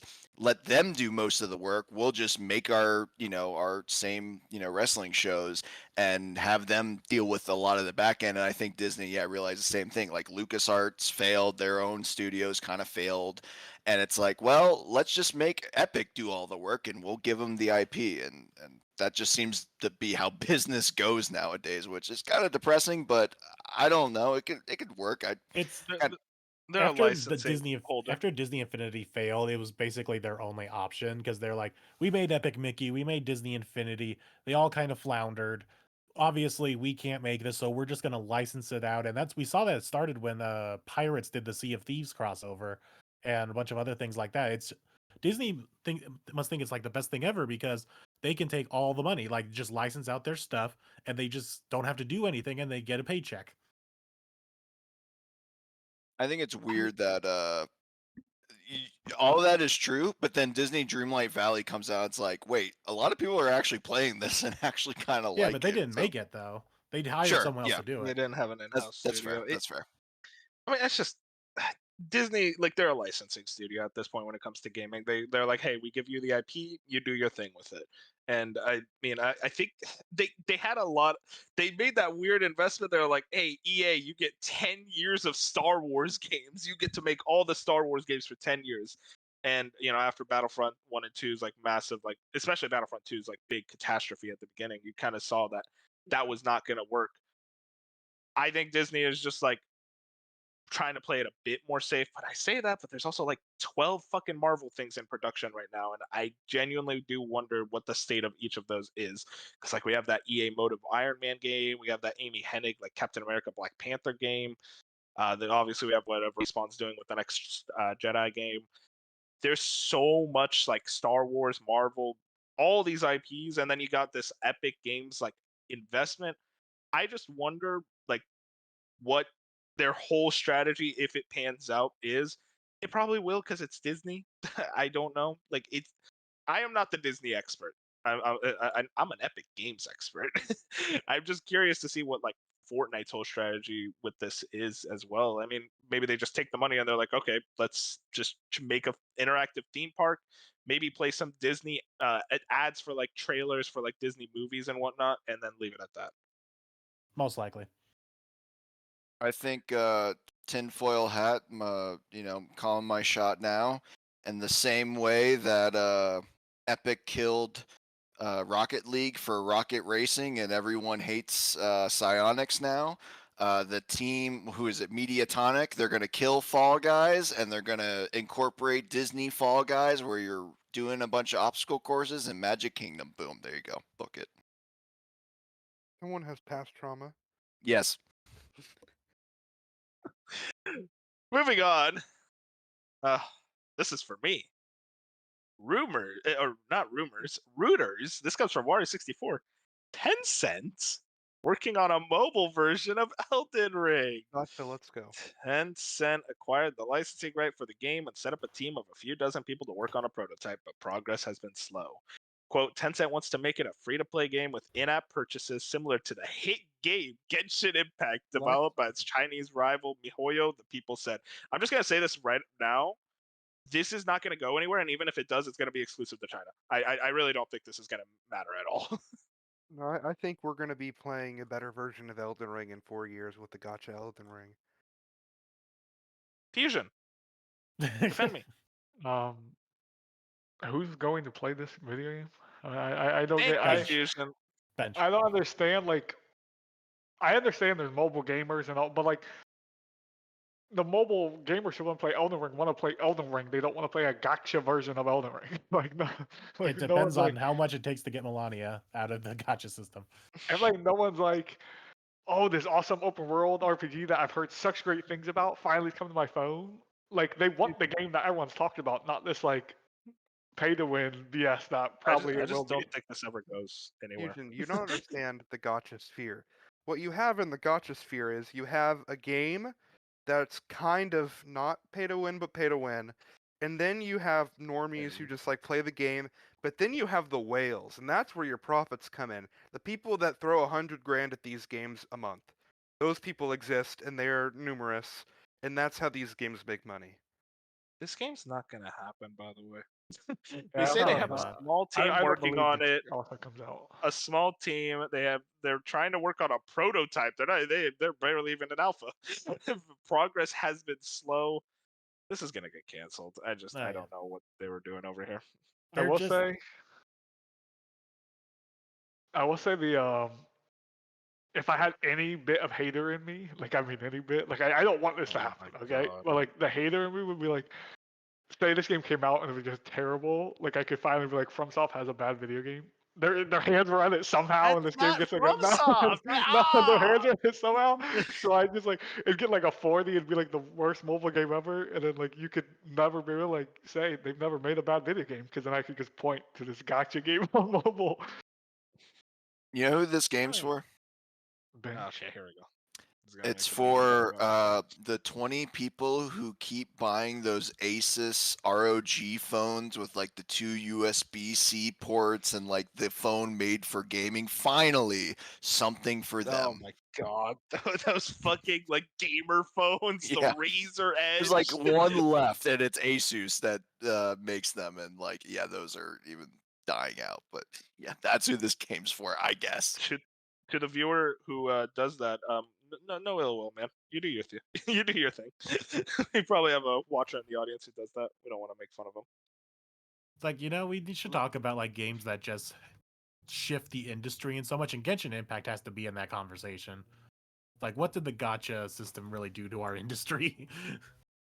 Yeah, because it's weird because Genshin isn't the first to do it, but like it was just so It's popular. the one that we kinda took just off. associate it. Yeah, It's a good game. That's It's okay. no Peggle Mobile though. Yeah, it's No, better. please, Bob, don't remind me. That like I truly and honestly always say, without the bullshit mobile game crap, it would be the best Peggle game. Yeah, 'Cause I played that there's thing so on many airplane levels. mode. Yeah, to get away from the ads and like the timers and stuff. Oh, it's so Because good. it's real. The level. There's so many levels. Like it Yeah. has so much. So good. Moving on. Take-Two had their recent investor call. Screen Time got like three kind of the major takeaways. GTA 6 likely launching early 25. This was coming from a situation where Take-Two is still very adamant about like financial year 24 to 25. They're still going to make like that like huge bump in like sales revenue. Do we think that GTA 6 lands in that early 25 window? Yes. I think it's a February game. For my Yeah, sanity. So I think it does, but it gets also. Am I the one that like February? Like, say it's a February game. GTA doesn't feel like a February game to me. oh no, it Like, it doesn't. just feels Always so weird. it feels like a holiday game, but like Yeah, like I I feel feel like like this is the way to make you it. know, Or it's even gonna like a get summer game. It's Rockstar. It's getting delayed. So Yeah, Yeah, I no, I think that's the agree. thing here is that like Rockstar believes right now it's a, spring next year launch. But then in 6 months, Rockstar's like, actually now we believe it's a fall Every 2025 Rockstar game, launch. every Rockstar game has been delayed. Like all of them. Red Dead 2 is supposed to come out in 2017. So I don't know. I think they GTA just do it 5. to like. Oh, I mean, I'm sure like the delay actually is like for a reason, but I feel like they do it to like.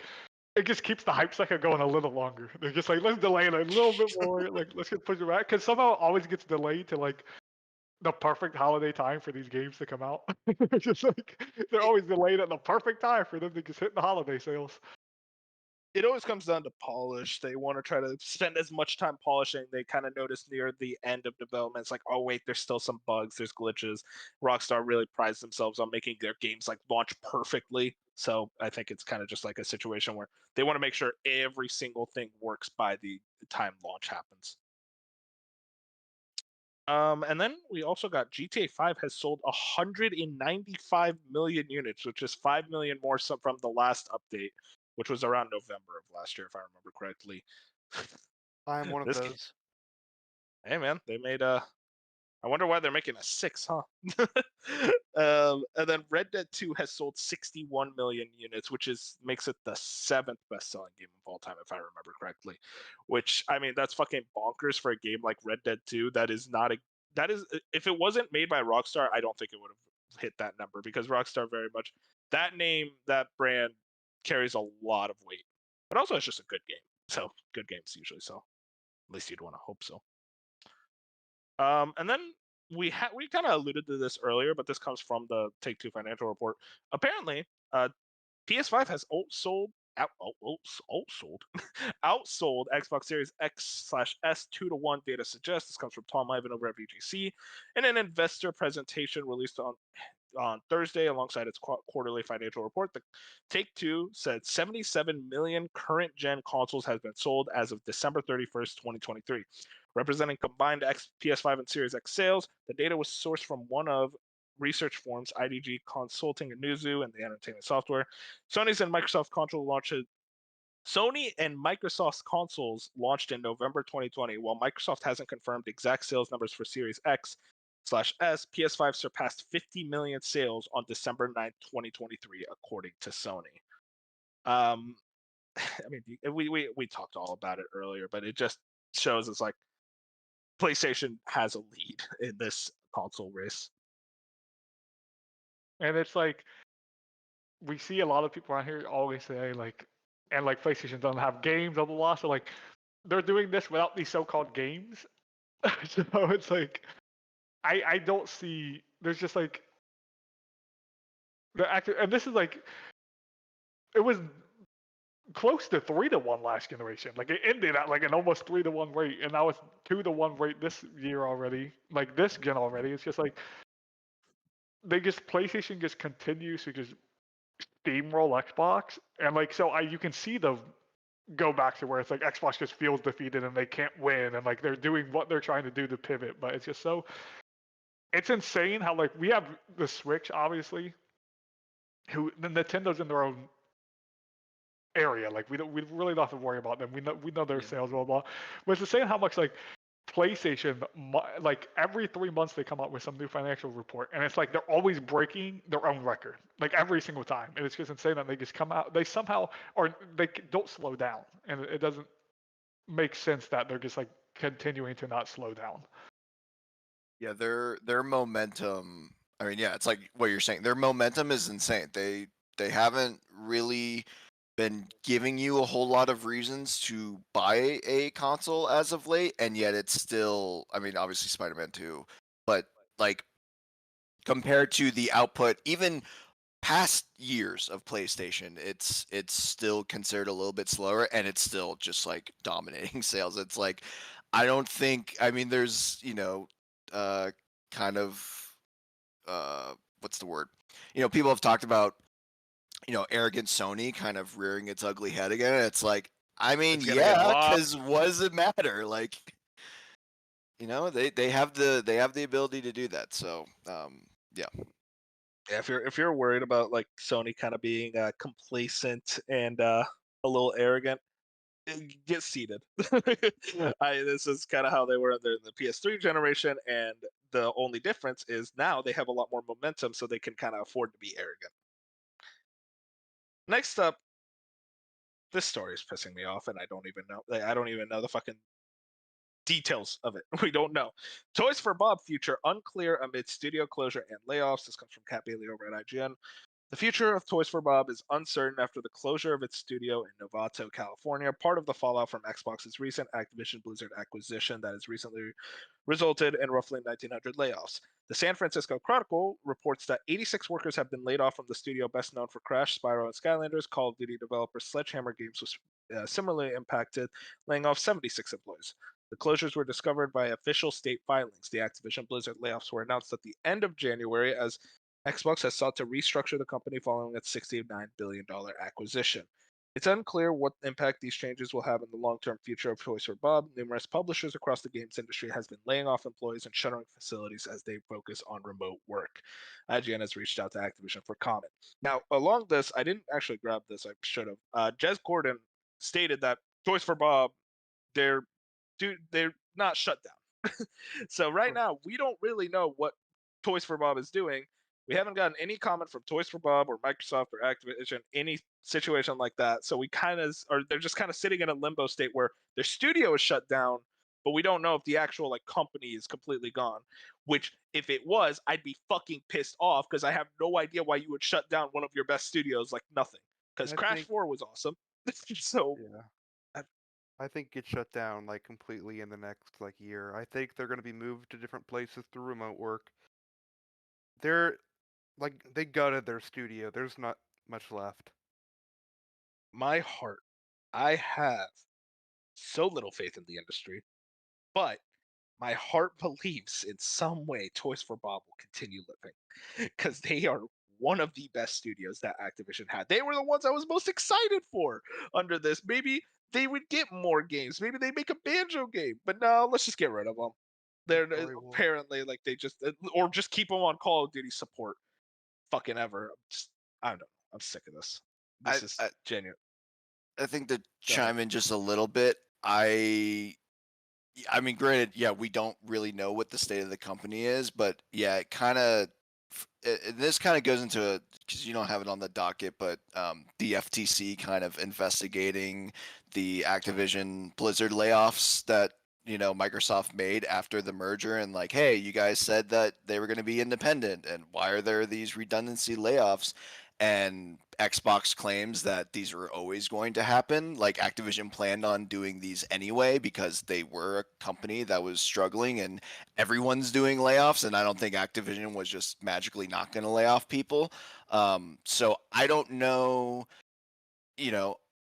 I don't know if Xbox had a decision in that. I don't know if they're are allowed to save it. But at the same time, I think the death knell for this company already kind of happened when they were like after Crash 4 they're like, nope, you're on Call of Duty now. Like I'm sure people tried to leave, or like the studio heads like kind of in the same way that like Arcane wasn't the same after Redfall, like because they just went in a direction that the people who made the actual games they wanted to make couldn't make those anymore. Like I think the same thing might have happened here. I don't know, but it does kind of seem like it doesn't. Even if Toys for Bob lives, I really doubt it's the people that actually made that studio.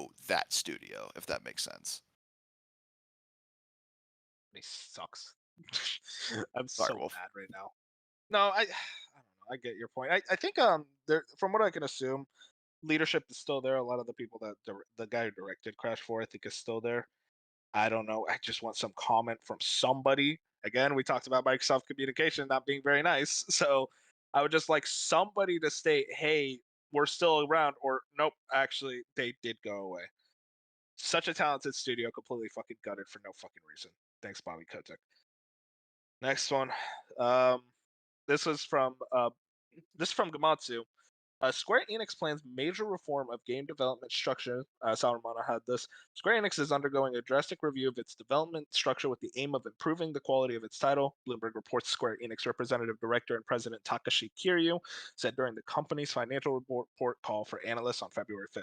Kiryu reportedly outlined a plan to reduce outsourced development and focus on in-house large-scale game development in order to improve game quality and profit margins. Quote, we are performing a zero-based review to determine what kind of organizational structure is necessary to realize the contents of our pipeline and which approach is best, Kiryu said. Specifics about the new structure will not be announced until spring at the earliest, he added. So what this kind of outlines, from what we can assume, Square wants to focus on bigger titles, which maybe this will be they won't release like 20 games like they did in 2022, if you guys remember that. I think I don't I think this is only a good thing. Like this is great news. I think they're taking notes from Capcom and now Sega, trying to figure like not like stretch yourselves too thin, focus on some quality titles instead of putting out like various day life. So I think this is all good news, and I think Okay, let's calm down. Very state life. That's a goatee contender right there. like I know the president was kind of like there were questions because he had like a very AI focused um beginning of year letter, and I honestly think that's just like big words to kind of like make headlines and make shareholders happy because everything else this guy's done has pretty much had a positive impact. So I think he knows what he's doing. I'm curious what this means. I mean, what my fear is that they're kind of just gonna focus on like, oh, okay, we're just gonna make like Final Fantasy games and like maybe a remake I mean, or no, like a Dragon Quest. we have I Mana. don't obviously you need to scale back in some ways, but like I hope this doesn't mean it's like, oh, no more Octopath or no more like Live No, Alive stuff. Like I don't think it's that. And we know they're like propping up the Mana game. Like I think that's kind of like the big first game kind of doing this because we know they were trying to like prop up some other IP to become like AAA status, and that's what Mana looks to be. So I think it's everything sounds pretty good. And I do think we still get Octopath games. Although that studio did get bought by the FromSoft Bandai. I don't know how that works, but yeah, Katakawa. I still think we get the Live Alives because from everything, the team behind those like games are constantly in interviews and they're always super energetic, having ideas. So I don't think they Yeah, they're stop so. anytime soon. I mean, I And think they even I, said they're going to have a lot of announcements this year. listen, if just let's stop with the various day lives of the world. We don't need that. At least just get better names. Like Jesus Christ, various daylight. Do you Next. wait? Hold on. Yeah, go for it. Go for it. Go for it. Do you think this signals that because in years past, especially when the acquisition and merger talks were a lot bigger, there was that they sold off who was it, Crystal Dynamics, right? Yeah, they sold off and, their Western studios. Right. They sold off their Western studios, and and people were calling it like, oh, they're starting to try and look presentable, or whatever word you want to call it, ripe for acquisition, right? Do you think this change in strategy signals like, hey, we actually don't want to get acquired. Let's really focus on making the studio profitable without outside help or whatever, and maybe this is what like I a think signal they that were- they're keeping it. Yeah, what I think happened was there was talks, and honestly, they maybe even gotten pretty close, but something fell through, and that led to the previous president leaving and then bringing in this new guy. And obviously, I think they stay independent for at least a while now. I fully agree with Bench. I think they're like very close to getting acquired by somebody. I don't know who that somebody is, whether it's a Sony, whether it's a Tencent, but I don't know. It's just like there was clearly some like final thing that's decided never mind, because you look at like everything, they were clearly like shaving off studios, like they shaved off their entire Western division just so that they could get acquired, and then proceeded to just not get acquired. So maybe that right now they're kind of like, okay, if we're not going to be acquired, let's just try to focus on like making profitable games instead of releasing like 30 games at once. Yeah, I think everything looks good, so should be I'm good for interested. Square. And if they end up like Square, honestly, they've released good games. I think just like their brand has been on the downside as a whole. So, but if they like try and do their like Capcom era and go into what Sega's doing, kind of like that strategy, I think it's only good things, and I'm excited for it. Yeah, man, maybe we could give Konami their Capcom era, right, guys? Why does Konami have my favorite IPs? I gotta start liking like normal franchises. Final news story.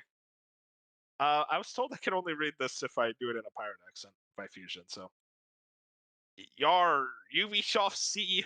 I'm not doing this. Ubisoft CEO Wow. defends Skull and Bones. So I can't do a pirate voice. Dude, I thought that was pretty Okay. good. You were nailing it for a minute there. Okay. Yeah. Ubisoft CEO defends Skull and Bones $70 price despite its live service leanings. Dutch calls it You sounded more like quadruple Captain A. Price. It's 3 accents at once. What the I fuck? respect it, bro. There was a little Captain Price in there. Like I felt like I was going into a It's like comedy show. Australian for a second. Then Yeah. we got Victorian. By Chris Scullion at VGC That was pretty good. during Okay, that's good. during a Q&A session. That wasn't bad. During You a slipped, Q&A you slipped back to Australian there. During a Q&A session as part of a conference call discussing Ubisoft's Q3 sales for its fiscal year 2024, one caller pointed out that Skull and Bones now appears to be taking a more live service approach. Yar. The game's year one roadmap was recently published. The caller asked Ubisoft why it insisted for charging $70 for the game. Guillermo replied with an assertion that Skull and Bones deserves to be a full-price game because of its scale. You, quote, Yor will see that Skull and Bones is a fully fledged game. He said it's a very big game, and we feel that people will see how vast and complete that game is. It's a really full, triple, quadruple, a game that would deliver in the long. Okay, that's the end of the news story. Shiver good, me man. timbers. That was good. Yeah, that was They good. should cast you for the game. Like, throw you in there. Oh, oh, That was so good. Wait, this game's $70? Yeah. it's $70. That's insane. Did you not just hear Eves? It's quadruple A fusion. You No, get what you're You have paying to pay for the for. quadruple A. That's just insane. Okay, if you look at the quote, he was clearly talking out of his ass because he's like, it's really a full triple, quadruple A game. He's just trying to gas it up for the investors, man. Oh, man, That's Dead on Arrival. insane. How is Helldivers 2 $40, but this game's 70? Yeah. Yeah, they believe. This game is dead, right? Like, there's no way this. I can't like, wait 2 it weeks from makes now when we anywhere near- report on how little it sells. Yeah, well, if I know you're not going to be playing it because you're going to be busy with Mario and Donkey Kong. It's I'm just not like- buying that. I don't know if you guys saw gameplay recently of like, because I looked at gameplay of the beta that's happening, and it's just Yeah, like there's a beta going on right now. everything they did, they made it more Assassin's Creed, like when you're off the boat. But the thing is, I still don't understand why their entire thing was just like strictly boat combat. Like I get that's probably a big part of your pirate game, but like why is there actually nothing else? Like you're not using a sword or a gun. There's nothing else. It is Literally, just the boat the- combat from Assassin's Creed. Literally, the only reason this game exists was because Black Flag got really popular, and a lot of people said, "I really like the ship combat in that." So Ubisoft said, "Okay, let's make our own ship combat game," because Black Flag was so popular, and like particularly the ship combat. Literally, I the think only they reason why also this game couldn't- exists. Well, but They also couldn't to cancel it. yeah, I think that's the thing is that they couldn't cancel it, and it went through so many revisions. I bet you there was a revision where there was like on land action or like it got a little more in depth, and then it got out of their And it control, costs and too then much money. it so they just were like, you know what, screw it, just ship combat. We just need to get this fucking game out. Because for a while, no. when they first showed it, you couldn't get off the boat at all. But now you can get off the boat, but it's only when you're at your ports. And like, I will say, I'm not impressed by the cutscene because they're very Assassin's Creed-ish. I think they're a little better than Assassin's Creed, but there was a moment where I was watching where like, he went and did his mission. He came back to the port, talked to a few people, and he talked to like the lead pirate guy, like the captain. And there was like an actual cutscene at this like planning table, basically a war room. Like they were actually sitting there and they were talking, and like it was more cutscene-ish and like more story than I thought this Skull and Bones game was ever going to offer. And also, like to your point, Bob, about like, oh, just ship it, just let it out. They would have released it by now. Why do they keep delaying it then? Like, I just don't understand the strategy with this game. Like, if you want to just ship it, then why didn't you ship it on its initial release date? Because God of War came out. Game. This needs to be on Game Pass. So Okay, because God of War came out, and then it had a March release date, and it still got delayed like a full year. So I don't know. okay, question though for the panel. Do we think this game reviews better than Suicide Squad? Yes. No. I actually do. I think do so. too. That's the crazy thing. Really? Like, There were I think positive it's gonna hit reviews for this, certain people. Like, there's gonna be some people who find what it has, and it'll be good at what it does, and that's it. I will say, like, I was surprised by some of these YouTube comments where like people were like, "This is what I wanted. Like, this is a pirate ship MMO." Like, people were into what I was watching. I was like, "This is your classic Assassin's Creed without assassins." Like, this is just that's what it looked like to me. But like, there was people on these YouTube comments, like a ton of YouTube comments that were like seemed like they were really into whatever Skull and Bones is actually about to be. yeah, some of the preview coverage was actually kind of positive. So, yeah, I it would be crazy if that were the case, but it kind of seems like it might be. It's gonna find its niche audience, and that niche audience, I think, is gonna enjoy it. Like, it only has to be like a 58 or something. Like, I don't like. I think it's like a 63 right now. Yeah. Like it's gotta just be like I could 100% see this game being like a straight 70 on OpenCritic. Like just like people are just like it's fine, 6 or a 7. Like it was just like it took them 7 years. It's just a fine video game.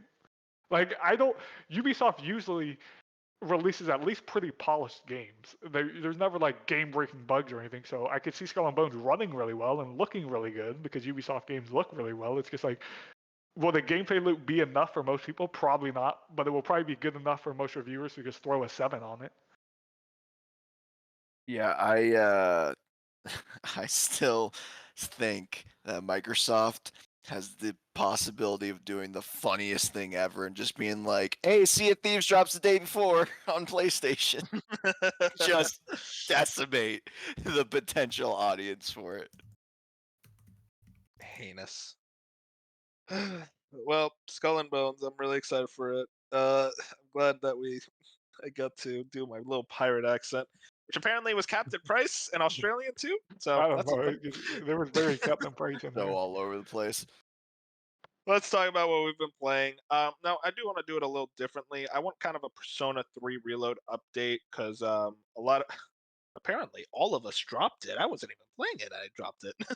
But Fusion, I do want to talk to you first. You just decided fully after the episode, like, not for me. Yeah, because I remember last week on the podcast, I went into it and I was like 5 hours in at the time, and I gave my thoughts. And I'm like, this is my first Persona game, point blank. Like, it was my first try at this stuff, and so like I was 5 hours in last week, and I wasn't super into it, but I was like, hopefully I can play more. The next day, I put like another 5 hours in on that Saturday, got to a like the quote unquote the big boss fight, or like a little past that big boss fight that I had, and I was like, it just still didn't hit for me. And then I was asking like Dark and people here, I'm like, is this the rest of the game for 70 hours? And the minute they all said yes, I said, okay, that's enough for me. Like, it was just, this game was too long. I'm not saying the game's bad at all. I see why people like the Persona games. I see why people like Persona 3. But for what I want for my video game, if this was a 20-hour experience, I probably could have been like, okay, I'll stick around for the next 10 to 15 hours and get through it. But I'm not sitting here for 70 hours in a gameplay loop that I did not fully enjoy. I mean, that's a totally understandable take to have. I mean, this is definitely not like it's not for everyone. I'm just glad you gave it at least a shot and said, you know what? Yeah, this isn't my thing, but I understand why people like it. This is when I give Xbox credit, and I'm like, this is why I like Game Pass as a service, because I never use Game Pass ever. But when I do use Game Pass, it's usually for these scenarios where it's like, this game's $70, but I can try it on Game Pass, because I would be furious if I spent $70 on Persona. I probably wouldn't have dropped it. I would have convinced myself to keep playing. I would like $70. If I spent $7 on Persona 3 Reload, I would have forced myself for the next 70 hours. But it's nice to be like, I only spent $10 on PC Game Pass, got to try it out for 10 hours, and like, I'm good. I'm happy with what I did. Well, Bench, you also dropped Persona 3. I did not drop it. I set it aside, and I'll go into details why. I was about 30 hours into Persona 3, and while I still think I was having like a 9 out of 10 fun time with it. The story just wasn't hitting the highs currently that I wanted it to hit, and I hear it like was just about to get there in a couple hours. So I didn't want to like start disliking the game, so I set it aside, and I'll beat it sometime before Rebirth. But I mean, like, yeah, I just think Persona 5, while it doesn't have like the continuous story that 3 may have, I do think having those individual character arcs in the dungeons just makes the constant narrative more engaging than having this like slow burn that may hit whenever it really starts to run. But currently it was kind of a slog to get through. But the combat's great, and I know a lot of people don't like Tartarus, and honestly, like, I was having fun with it, so. And Moon, you're the only one who didn't drop it of the people playing it. Yeah, so I'm actually booting up the Xbox right now. Why are you taking so long to boot up? I want to see how many hours I'm at. But I definitely agree with Tartarus being the worst thing. Like, I still enjoy the day-to-day, not day-to-day, but like the actual individual combat. When I'm actually like in the combat, and the boss fights, when they put up a good fight, is actually very entertaining for me. So the actual like nitty-gritty combat I still enjoy, but just the wandering of the mindless dungeon of Tartarus is just not doing it for me. So I'm hoping that story picks up. I'm enjoying the little nitty-gritty plots with everybody. Like, I'm Yeah, for enjoying the sure. social links that I'm doing. Granted, I've ignored like half of them, but the Well, half good that for I you. am doing, I'm enjoying, and I can't wait to actually spend time with my teammates, because that's one of my biggest downsides. Like, there are all these cool characters that are on my team, but I'm not hanging out with them. I'm hanging out with all these random other losers that I've come across in my school life. It's like, why am I hanging with these guys? Why is my I- Xbox taking so long to boot up? I just started the Yukari social link whenever I left off. I want to So, start that. what month are you? Because I left off mid-September, and Dark If says it my picks so- up in early October. If my Xbox would ever boot up, I would tell you. I just added the dog to the party. Oh, yeah, you're like 5 or 6 hours behind me. So, but Maybe I'm enjoying more. his story. I'm enjoying the story that we got. Like the little bits of story that we get is good, It's but there's a interesting. lot of time in between those Yeah. story bits, Like I think 5 really excelled with having you balancing just everything out. balancing everything out. Yeah. Yeah, so I'm just gonna say now, Persona 3 is still a good game, but it's right now out of the three, Persona 3, 4, and 5 is definitely the weakest out of the three. I haven't played Maybe the 4. story will pick I- up at the end, and maybe at least the story will be better than 4, but at least 4's combat was a little bit more bearable than this. It's so, but 5 will still reign supreme. Like it does everything correct. see, that's my plan, Moon. Yeah, I want to get to this game eventually because I love Persona, but like my plan, I was tired of all these Persona 4 and 3 fans saying like this is better than 5, and it felt good beating Persona 4 where I was like I beat it, I was like this is great, but it's not better than 5. So now I get to do that with 3. I get to shut all those Persona 3 and 4 fans up. It's gonna feel real good, buddy. Just wait. Oh yeah, it's like when 6 is better than 5, and we all there was a lose it. time when before Persona 3 came out that I was like, huh, maybe it will be better than Persona 5. It's like, nope. Yeah. Not even close. Like 6 is maybe you great. can argue the story is better in 3 than 5, but as a overall package of a game, 5 is better. Mhm. Yes, yeah, you hear that, Persona 3 fans? You're still alone. Go to bed alone. Eat Okay, shit, so I'm you 30 forks. hours in. I'm 30 hours in. It's August 24th. That's where I am. Okay. So okay, Ben, I'll let you talk because you're itching to talk about Yakuza. Yeah. Well, I mean, I also beat The Last of Us 2 Remastered, which is just a masterpiece of the game. For somehow, some way, Fusion is right about something, so I gotta give him credit That where is it's due. insane. Let Alright, him have this. I'll take the insult and compliment, honestly.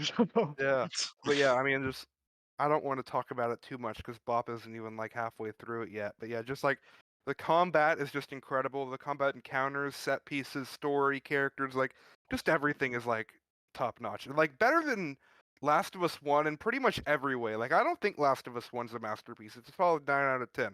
But 2 is a masterpiece and like a magical experience. Fusion gets Fusion. I remember when you beat it and you said that, and Fusion was like, "Finally, someone who understands how good The Well, Last I of got Us 2 is." haters. Yeah, no, because me and Moon are like, we like the game, but we're just ignored. I mean, you like the game, you don't love the game. That's the problem. I Oh need my- love. I love that combat. That's not all the I game know- though. Shout out I like the Navi story. in the Discord who was like, he was talking about, I think it was Metal Gear or something. He was talking about like some of the best stealth actions of all time, and he just left The Last of Us Part 2 off, and I was like, okay. He said Well, something, and I was like, okay. he's probably never okay, played it, best to be stealth- honest. Have you played MGS5? No, I'm not saying it's better than. I'm saying Okay, he okay, was okay. like he was naming games with really good stealth combat. Like he named the Plague Tale games before Last of Us. I'm just Oh like, come He on. come hasn't on, played man. it. He hasn't played it. I wouldn't give him too much shit for that. And then I guess I've also saved Yakuza 0 for last, but I've been playing Theater Rhythm Final Bar Line, picked that up today, and I beat all like so good. I beat Final Fantasy 7, the 7 like series, and then 7 remake, all 3 of those routes, and it just got me hyped for Rebirth. So I mean, I bought all the DLC as well because it was finally at a price. I'm like, okay, I can give $50 for everything. It was half off, so I mean, I'm just loving it. It's gonna be a game I just play a couple levels here and there and really enjoy. So I'm looking forward to that. And I will say, What difficulty level are you like? What number have you like figured like? Okay, this is good enough to where I'm not getting my ass kicked. I'm gonna go through the pretty much the story mode in quotation marks on the simple difficulty, and then I'll go back to the songs I actually like and try and get good at them. Okay. So You got it. That's like one of 3 Final Fantasy games I enjoy. I And love then, that game. Bob, you don't have to leave because I only played it for 30 minutes, but I did play 30 minutes of the Rebirth demo, and I pretty much before like even major combat encounters, like okay, set the controller down, delete this, I need to experience this first time on February 29th because this is going to be a magical experience. Just like I can't wait. 29th? Yeah. Yeah. Leap day. It's coming out on a Of leap. course. Of No, Yeah, course it's it's coming out coming on the out on a extra of course, leap it's day. coming day. out of Come late on, year. dude. Like That's that so is the fucked. most that is the most obvious thing that could have ever happened with this game. Wait, so how does that handle like when it's like the 1 year anniversary of that game? Do we celebrate Yeah. it on the 28th or the 1st Yeah. of March? Yes, Yeah, Nope, both. you wait doesn't until exist. 2028, buddy. Yeah, I did That's watch fucked. I did watch the state of play, and I'll just say like this has potential to be best game of all time in that like conversation. Like I can't wait for this game. He Like says it looks this about every absolute. game. No, but like I just can't wait. It's gonna be so good because the game's also massive as well, so it's gonna be fun. I'm excited. That map looks fucking sick. I will And also I don't say even think I they showed did. it all. I don't think they showed it all either. So What are you gonna say, man? I was gonna say I did also start the demo, but I just don't know if I was in the right mindset for it. But I just kind of lost interest. I think I got about a half hour in, did a couple fights, and I'm just like, you know what? Maybe I won't play this. I haven't might be a deleted point on the it. don't play maybe it. I mean, maybe a point on the demo is like the game's coming in like 2 weeks. we know the game. I can wait. Yeah, but I kind of want that little bonus stuff you get when you finish the demo for the full game. Wait, you get bonus stuff? Oh shit. Yeah, there's a couple things. Yeah, I'll look it up. Like an example, like I think Fusion's worried about the side content in the demo. I mean, the side content in the game because there's just so much of it. But I guess this is how I'll explain it. I played the demo for 30 minutes, and 20 of those minutes were me messing around with a piano mini game that only gave me one song in the demo. So this game's gonna be like something truly special. That's gonna be that Last of Us 2 guitar.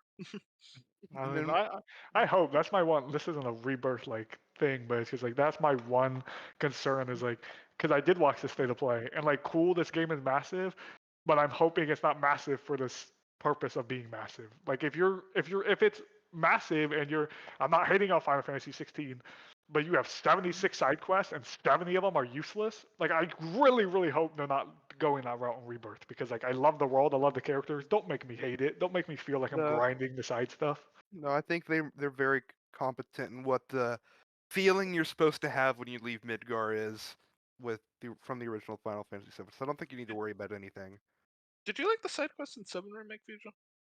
Because I don't even remember them. I don't remember them. Yeah, you're not- won't yeah, you don't remember them because Yeah, they're okay, well, very that says a fine. lot. Yeah, that's my issue. So if they're going to give me and 7, I think there's in remake, I think there's like 17 or 20, it's either 17 or 27 side quests. I forget what number. I think it ends in a 7, but there's not that many because they're pretty quick. My concern is if you're going to give me these exact level of side content, but instead now it's 70 of them, that's going to be an issue no, for me. I think they're going to be a lot more fleshed out because I think with remake they put side content in there because it was kind of mandatory. Because I mean you're hardly in a hub area; it's constantly moving in 7, so you don't have a whole lot of time, and you have to to play those side quests. You have to go back to a chapter select if you missed them, and that's been confirmed to not be the case. You'll never be gated off from side content no matter what story thing goes down. So, and they've quoted like Witcher 3 and Horizon as being big inspiration. So, I think we're in good hands. Also, for what it's worth, I think the most memorable mini games and side content was in Intergrade, so that only goes to show that they worked on it and they got better the longer the game was Or out. Condor, baby. That stuff was so good. Yeah. So, I mean, That just was awesome. it's almost gonna be here. It's this month. Can't believe it. And then I started Yakuza 0, which was the beginning of my long road on the Yakuza journey to get to infinite wealth sometime next year. So, I mean, Yakuza 0, I'm 13 You or need 14. the votes for Soggy's I was about to bench. say we need the votes for Fast track Soggy's next this year. I don't know if I think Fast Zero is track it. I think Zero is No. one of the longer Yakuza games. I think besides so, yeah. 7 and 8. So I think I could not blast through, but like keep different pace because I'm like 13, 14 hours in, and this game doesn't even feel like it started yet. I just got access to this like real estate mini game, and there's like dual protagonists, and I'm only in chapter 5, and I looked and there's 17 chapters. Like, come on, this game is crazy, and like I helped like a Michael Jackson and Steven Spielberg like lookalikes. Oh my god, I love that They're side quest. so good. I Dude, that game, yeah. Yakuza is the master of side content. Like no other franchise has better side content than Yakuza, in my opinion. Like genuinely, every side quest feels just as like fleshed out as most games like main quests. I mean, I've done karaoke. I spent an hour at the blackjack table. I did disco. Like, this game is just hit me in all the right places. The combat I like. The story I'm just invested in. Like, I need to know what this empty lot is, all the characters behind what's going on. I'm very invested. Like, I need to play more of this now. No, I mean like I'll get into it when I get to what I'm playing, but like playing Infinite Wealth, I'm like, I'm gonna play through all the Yakuza games. Fuck it. I'm going back to zero. I love that fucking story. I love that side content. Real Estate Royale, the Cabaret Yeah. Club. It's I haven't even- heinous how much shit they give you in that game to do. I haven't even gotten access to like the Cabaret Club, so I'm very Oh, excited dude. to see where it That goes. menu Like, is some so fun. crazy story stuff happened when I played last, so like I'm looking forward to. Wolf, do you think what chapter did you leave off in Zero? I think like chapter 12 or 13. I was about 36 That's hours in. crazy. I was close. I know. I was really close. I'm going back. I will go back. I'm Do doing. you think you play them all? I'm gonna like watch not a recap, but like I'm gonna like watch a YouTube playthrough of the game up to the point where I was at, and I'm gonna go back because I'm playing Infinite Wealth. I'm like, I need to know everything now. I'm invested now. Do you think Yeah. you play them all? Yes, I'm gonna. And do they're it. all on Game I- Pass. Might as I- well. You Oh, no, need. I'm gonna buy that PlayStation collection, baby. Yeah, I own them all besides 8. I even bought like Gaiden, so I'm in for the long haul. Big I'm money ready to. spenders. This is. I mean, they're on So sale all many the time. games. Yeah, they do go There's- for pretty cheap. it- I keep just know seeing it for, like, somewhere 500. Cyber is smiling on this conversation right now. Yeah, so like I'm in it for the long haul. I'm gonna try and like average at least maybe like once a month for the next couple months. So I'm Fast track it. We very need those good votes. game. Oh, So, As you can tell, we are all aiming to get Infinite Wealth as our soggy game of the year this year. but Wolf, you need on, that'd be you need to do something for me. You need to play Judgment and Lost Judgment. Those games are incredible. You're a oh. lawyer who kicks ass. You solve Oh, crime. I thought you were an undercover cop. But You're a lawyer. I bet it's the beat 'em up combat. That's the thing. But it's good. And the side content's good. Like Judgment and Lost Judgment are just incredible. Like Lost Judgment has like one of my favorite like story like tropes of being like it's like not black or white, it's gray, and you're kind of like there's no right decision in the end and everything. And then Judgment is just like it's an incredible story from start to finish. The mystery, the reveals, just and it sucks. No, We're probably never how gonna get a long are third they? one. I didn't do Yeah, all the side content like I should have in Judgment Lost Judgment. I like main tracked most of it in like 20 hours. Wait, you think they're not gonna make Uh, another one? Oh wait, because Uh, the actor. I yeah. forgot. Hopefully I- things I get mean, they could probably resolved. get a different actor, maybe. No, because it's the main character. I mean, like, just Is say, it? "Oh, he got facial reconstruction surgery." It's not even the voice. It's like what he looks like. Yeah, exactly. He got facial reconstruction surgery. I so mean, they Judgment- changed Peter Parker's character. I mean, it's not yeah, like that's a different the person. craziest thing. Like, I can do, see but- it. I will say it's gonna be. I hear Gaiden's also pretty good, so I'm looking forward to that. Bought that on sale recently, so No, they're from That what is I hear, definitely the weakest of all of them. Gaiden, Yeah. the man who erased his name. Oh, wait. Am I? Yeah, you're okay. I was about to say. Wait, am I thinking of what was the weird Ishin. Yes. Okay. Sorry. I'm Yes, talking I about. did what I get heard- them confused. Ishin was the weakest one in the franchise. From what I'm saying, everyone who watches the Gaiden ending like dies and cries and stuff. Gotcha. From what I heard, everyone hates or not hates, but like 4 and 5 are considered the weakest Yakuza games. I'm still gonna play them though because I'm stubborn. Also, Bench, quick word of warning, and I guess for you too, Wolf, because I have a distinct memory of this. The ending cutscene of Zero is no joke, like an hour or close to it. Oh my Let's So- fucking go. So make sure you are not trying to beat that game at 2 in the morning like I did, because I passed out, woke up, was like, holy shit, this is still going. So be You're careful. selling me on, Listen, the game even more. I lived through the MGS4 ending. That's I yeah. can do it all. That's literally what I was. Yeah, like just be prepared. So Well, That's yeah. I'm very much looking forward to going through this series, and you do say Ishin is a weak point, but once I'm like caught up, it's definitely something I'm gonna check out because that era of Japan and just like the Yakuza like goofiness and stuff, I'll be there.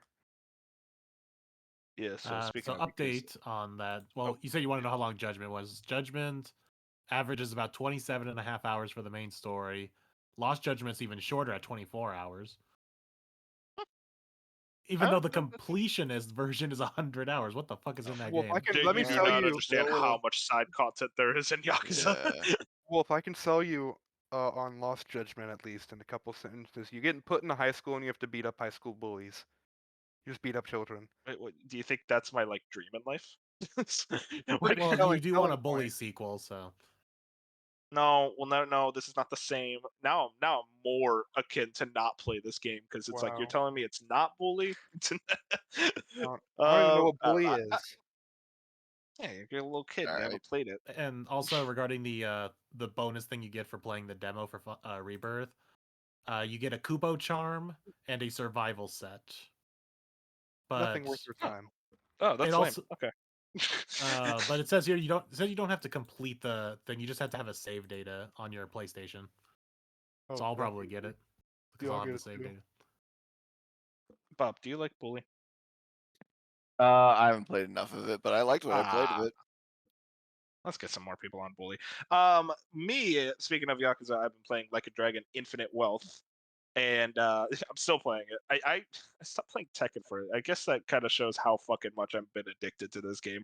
This is just I kind of said it's like there's no shot. It's not in my top 5 by the end of this year. Now I'm kind of in the situation where I don't even think it's gonna like. I think it's a top 3, if not my game of the year, like already certified. Everything about this game has just been a full improvement over Like a Dragon in every possible factor. The characters are just as incredible as ever. I think every single one of them is given even more like even more time to shine than even in Like a Dragon, and especially the new characters where I have to deal with like brand new characters, and usually that's always kind of a tough thing for JRPGs because it's like, oh, I like the old characters, but I am already in love with these brand new characters, especially right now at the point I am in the story where they're given even more development, even 70 hours in, which I'm currently at right now. And that's purely because I am so obsessed with the side content. Every chapter, I'm sitting around doing Sujimon battles, which is literally just a Pokemon minigame. And then you have this whole thing called Dondoko Island, where I just spent 10 hours straight just playing that minigame. Just grinding it out. It is effectively an Animal Crossing equivalent, but in Yakuza form, and it is some of the most addicting gameplay I've ever played in any game, really. And Ichiban just continues to be just a phenomenal protagonist. And Kiryu, who is someone I've, somewhat acquainted with, but not to the level that other Yakuza fans are, I absolutely have been invested in the storyline that he is given in this game. And I can't really say much else about Infinite Wealth that hasn't been said already, but it's just like, to me, it is that top tier of JRPG where I am not like, I like JRPGs a lot, but I'm not to the level of like Darker Bench or a lot of other people where it's like their preferred genre. I enjoy the genre, but like there are just specific ones that really speak out to me. Stuff like Earthbound, Live Alive, Persona 5, and now Infinite Wealth, where it's like that is that upper echelon of JRPGs. And I mean, like straight up, the combat is so much better in this game. Where Like a Dragon, it was always just kind of like good enough, but now like it genuinely with the circle system and like the proximity bonuses, and every single time you level up your friendship with these characters, you get more and more tools given into you in battle. Absolutely love all that. It is unironically, like I really do think this is what RGG is like kind of view as their magnum opus. They want to utilize this game to show like all the skills they have learned. Also, Hawaii as a setting is fucking awesome. I think people will get a really big kick out of a lot of the like actual social issues that they really tackle. It's not just like, oh, Hawaii is this wonderland. Like there is genuine issues in Hawaii that they very much outline in a very mature and responsible way.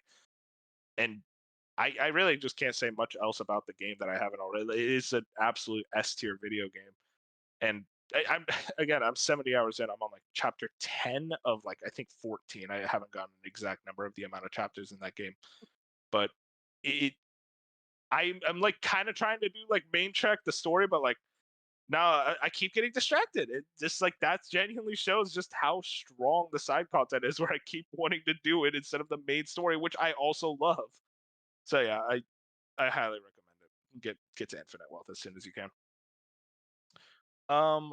Fusion, you played a couple of other games after our little your little Persona 3 depression. You want to tell me about Bioshock? Yeah, dude, this game, I'm like 17 years late, but it's sick. You know, like, I'm pretty sure the first game was what, 2007? Yeah, 2007. Yeah, and like obviously I played the remaster version, which came out in, like I think 14 or 15, so at least like it had a new, like decently upgraded visuals, like Xbox One, PS4 era. But like I really like this game. Like I would not spoil it at all. I've never been spoiled on the Bioshock franchise, so like the twists and turns in this game like still hit for me all these years later, which was cool. Like there's just certain stuff story like telling wise that was awesome. Like my favorite thing about this entire game is the environments and like the story being told through the environment. You pick a lot of diaries up in this game and like text logs and like things like that that tells the story, but it just fits with the world and like the style of the world and everything that's happening around it. Um, the gameplay, like I don't know if people are like in love with the Bioshock 1 gameplay. I thought it was fine. Like there was times where I thought it was more fun than others. Like it just depended on like I felt like at times the enemy UI, I mean not UI AI. I thought AI. the enemy AI like at times were just like kind of frustratingly like annoying where they didn't like even on like hard. I'm pretty sure what I was playing on where it's just like I'd be hitting one like multiple times with a wrench and like nothing with like they would just stand there and take it. I'm like that's kind of annoying, but like I understand it's an older game. And one of the biggest things was like Moon probably knows best because he loves the Bioshock games, but the alarm system pissed me off multiple times. It's the worst thing in the games, but I Yes. think that's the point, though. It's supposed to be Yeah. like the worst thing. That alarm system, no matter what I did, I always had to look for a camera to destroy because I'm like, Yeah. the minute Oh, I it saw the gets. camera, Wait till you get to Infinite. oh great. It's like for the next 90 seconds, I'm just tracked. Like the enemy AI sucks until you have these cameras that are chasing you with miniguns on them, and there's nothing you can do. You're just like you're on a full sprint away. Where I felt like at times it led to extra chaos that wasn't needed. Where like I just want to explore this area and take it in and like kill the enemies that are there. But because next thing I know, I set the alarm off. I'm like I feel like I'm now rushing through the level. Like instead of taking my time and looking through stuff, next thing I know, I'm being chased by security drones. That I'm not taking my time in some of these levels because I'm on a full-on sprint for my life, or I'm genuinely going to die. Like I'm not going to be able to kill these things. So like that was a little frustrating. But overall, yeah, I think Bioshock's a really good game. Like I love the story. I'm excited to get to the other ones. I think I was like, do I jump right into Bioshock 2? But I decided not to, obviously, when I talk about my next game, because I was like, I like the combat enough, but I don't know if I like the combat enough to play like 3 straight Bioshock games back to back to back. I Yeah, was I like, don't- I'm gonna the give combat myself. the combat is not really what most people praise about it. I mean, it's good, and for what it is and what it does, yeah, it's good. But it's not like, oh yeah, you play Bioshock for the gameplay. Yeah, It's like for no, sure. you're playing it for the world and the story.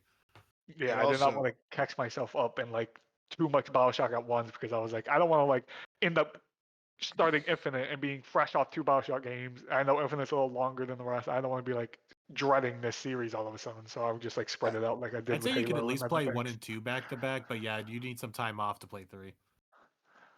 I also think Bioshock 1 has like one of the best openings in gaming. Like that whole like opening sequence up Yeah. until like you get to see the Big Daddy kill that guy. Yeah, You it's go really into good. Rapture, the lighthouse.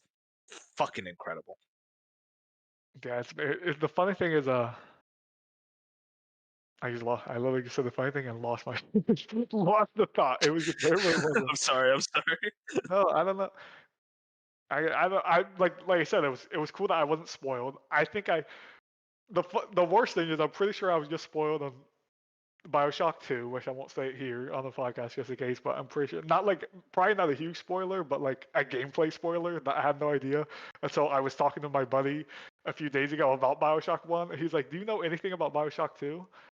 yeah, what you guys are putting in the chat. What about Bioshock 2? And I'm like, no, I know nothing about like Bioshock 2. And then he told me about Bioshock 2. I'm like, if someone tells you they don't know anything That's about the crazy. game, why would you jump into it? Like, That's granted, I don't fucked think up. it's not the biggest spoiler in the world. I guess I'm like, what went through your brain? Like, I'm playing Bioshock 1 right now. I know nothing about Bioshock 2. Why are you now telling me about Bioshock 2? Like, What- I don't Bioshock know. 2 wasn't Ken Levine though, so like I think a lot of people actually consider it kind of like the weak middle one of the trilogy. So it's not like you Yeah, got 'cause it was- spoiled on like Infinite. Oh yeah, That's the no, one like it people wasn't. like. I don't think it wasn't like giant spoiler or anything. I think it was just more of just like, why did you like? I feel like it was more like, why? Like, why did you tell me that? Yeah, I forget Well, the story behind too of like why it was made. I think it was because they were spending so long on Infinite and obviously the hype of Bioshock. So they like we need to put out something else to satiate the fans. So they got like some other company to make Bioshock 2, and which is weird to think about because there is how long of a gap was there between Bioshock 2 and Infinite? Like they worked on Infinite for a It long was ass 3 time. years. Yeah, 3 years between 2 and Infinite, and 6 years between Infinite and 1. it felt longer. Mm. Yeah, so instead of jumping into Bioshock 2, I decided to go play Celeste or start Celeste because it's been indie darling for so long and it's been on my backlog for a while. I'm like, okay, this is the perfect time for me to jump into Celeste. And I'm only like 2 hours or so in, like I'm not super far in. I don't think the game's long. Like I think I'm on chapter 4. I don't know how many chapters are in the game, but like 8.5 hours. okay, so yeah, like I doubt will take me that long. But I guess Bioshock took me a few days. But this game is sick. I know certain people here aren't like super No, I high know on it's a Celeste. good Come game. on, It's Fusion. Aren't It- super high on Celeste, but like I'm No, not I like like it. stoked It's about a it right now. great. But like the platforming, I did not expect it to be so hard. Like I'm dying a lot. Yeah, it's a very difficult game. And I can already tell where the story is like leading to, and like the way the story is talking about like mental health and all this other stuff. And I eat those stories up. I knew this would happen. I've Like, lost an ally. I'm very into Celeste right now. I want to get back to it. So hopefully tomorrow I play more. But I was really impressed with like how hard the platforming was, because like I just It's never knew it very was difficult. considered a very hard platformer. I will say there's been a few times where I'm getting real frustrated. I'm playing on the controller, on the Xbox controller. It's probably these sticks that are pissing me off. I don't know, but Shit. sometimes the dash Top just is already doesn't. close to leaving us, man. Listen, Some- we're only at 2.5. I can make it an hour and a half no. longer if you want me to.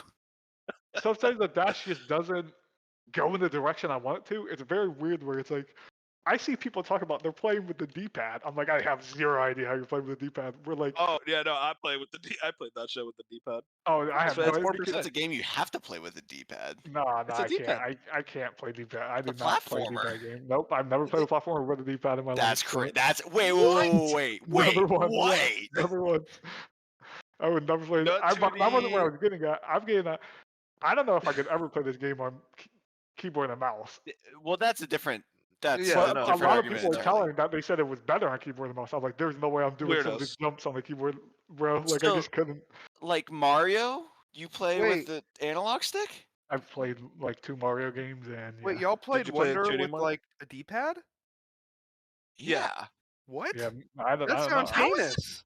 I've It's never 2D touched. game. I've never Yeah, touched you're the D-pad on my supposed to. controller. Nope. You use the stick. Like a human Fusion, when you being. played Hollow Knight, how do you use the analog stick? Yes, the entire time. Oh Like, my That God. is so crazy. How was You that are so weird. Why would I ever Well, I use don't the know. because I it's think y'all It's are the weird ones. 2D. because If the you use analog.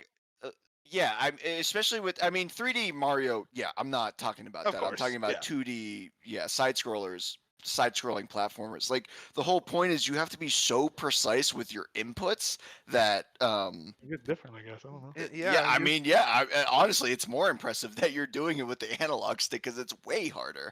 No, I think analog stick just Fusion, is have the you right choice. not even tried to you just for a No, I've little tried. bit? I've Like, tried let me try the D-pad. D-pad. I've tried the D-pad on games like Limbo. I was just playing and like I started using the D-pad at first on that, and I'm just like nah. Like I don't the way I'm holding my controller. I don't know for some reason I just don't. I don't like the way the D-pad feels. And even okay, let me ask you this. Granted, I haven't used a D-pad in so long, so I don't know. But like back in the day, it was literally just the up, like just the 4 directions, right? Yeah, it's Yeah. always been that. Well, I'm talking about like the Xbox One now. There's like this little like in between. Oh yeah, I know what you mean. Yeah, But for what the happens PS. on like Celeste, right? There are certain points where like I feel like I have to have the analog stick in a certain like 70-degree direction. How can you do that on a D-pad? You hold up and right. You have to wait. You hold them. Yeah, that's insane. Like, No. Yeah, I mean, you okay now. Okay, hold on. I'm gonna walk this back a little bit because now thinking about it, I did use a thumbstick for Ori because of Yeah, how I could you not even imagine dash. using Ori.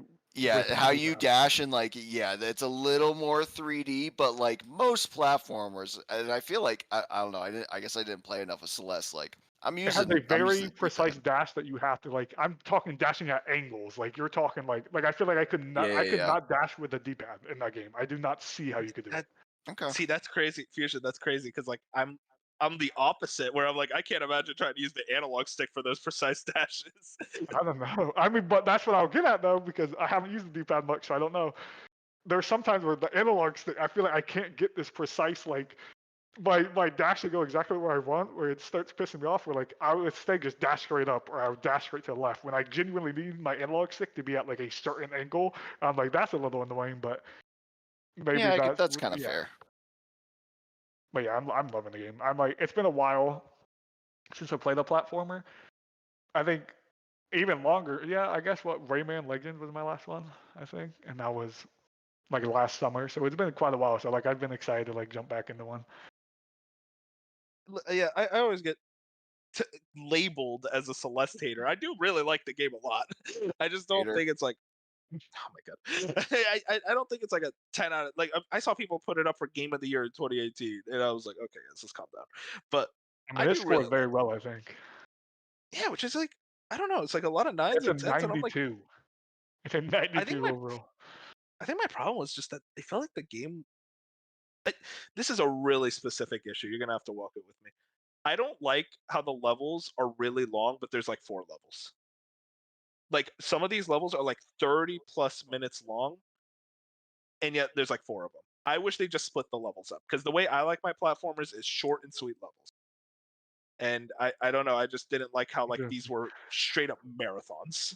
I will say, so It's a far of very the chapters personal I've played, the last like minute of them, a lot of like that chase section, like where you're getting chased by something and you have to precisely. It's like the Ori runs, Bop, where like Yeah. every time, like the end of an Ori mission, like next to you you're getting chased and it's the hardest thing of all time.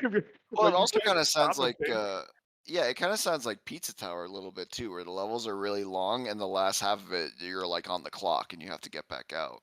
But they have a really good respawn. I mean, like Yeah, because the it was like way the same screen. you played Celeste, where it's like you go in blocks basically. Like you Yes. go in a Yeah. block and a block, and you're respawning all the time at that block, unless it's one of those sections where you're getting chased and they make you really respawn at the very like start of it usually. So it's Gotcha. like those are the only annoying part. But like, I've never.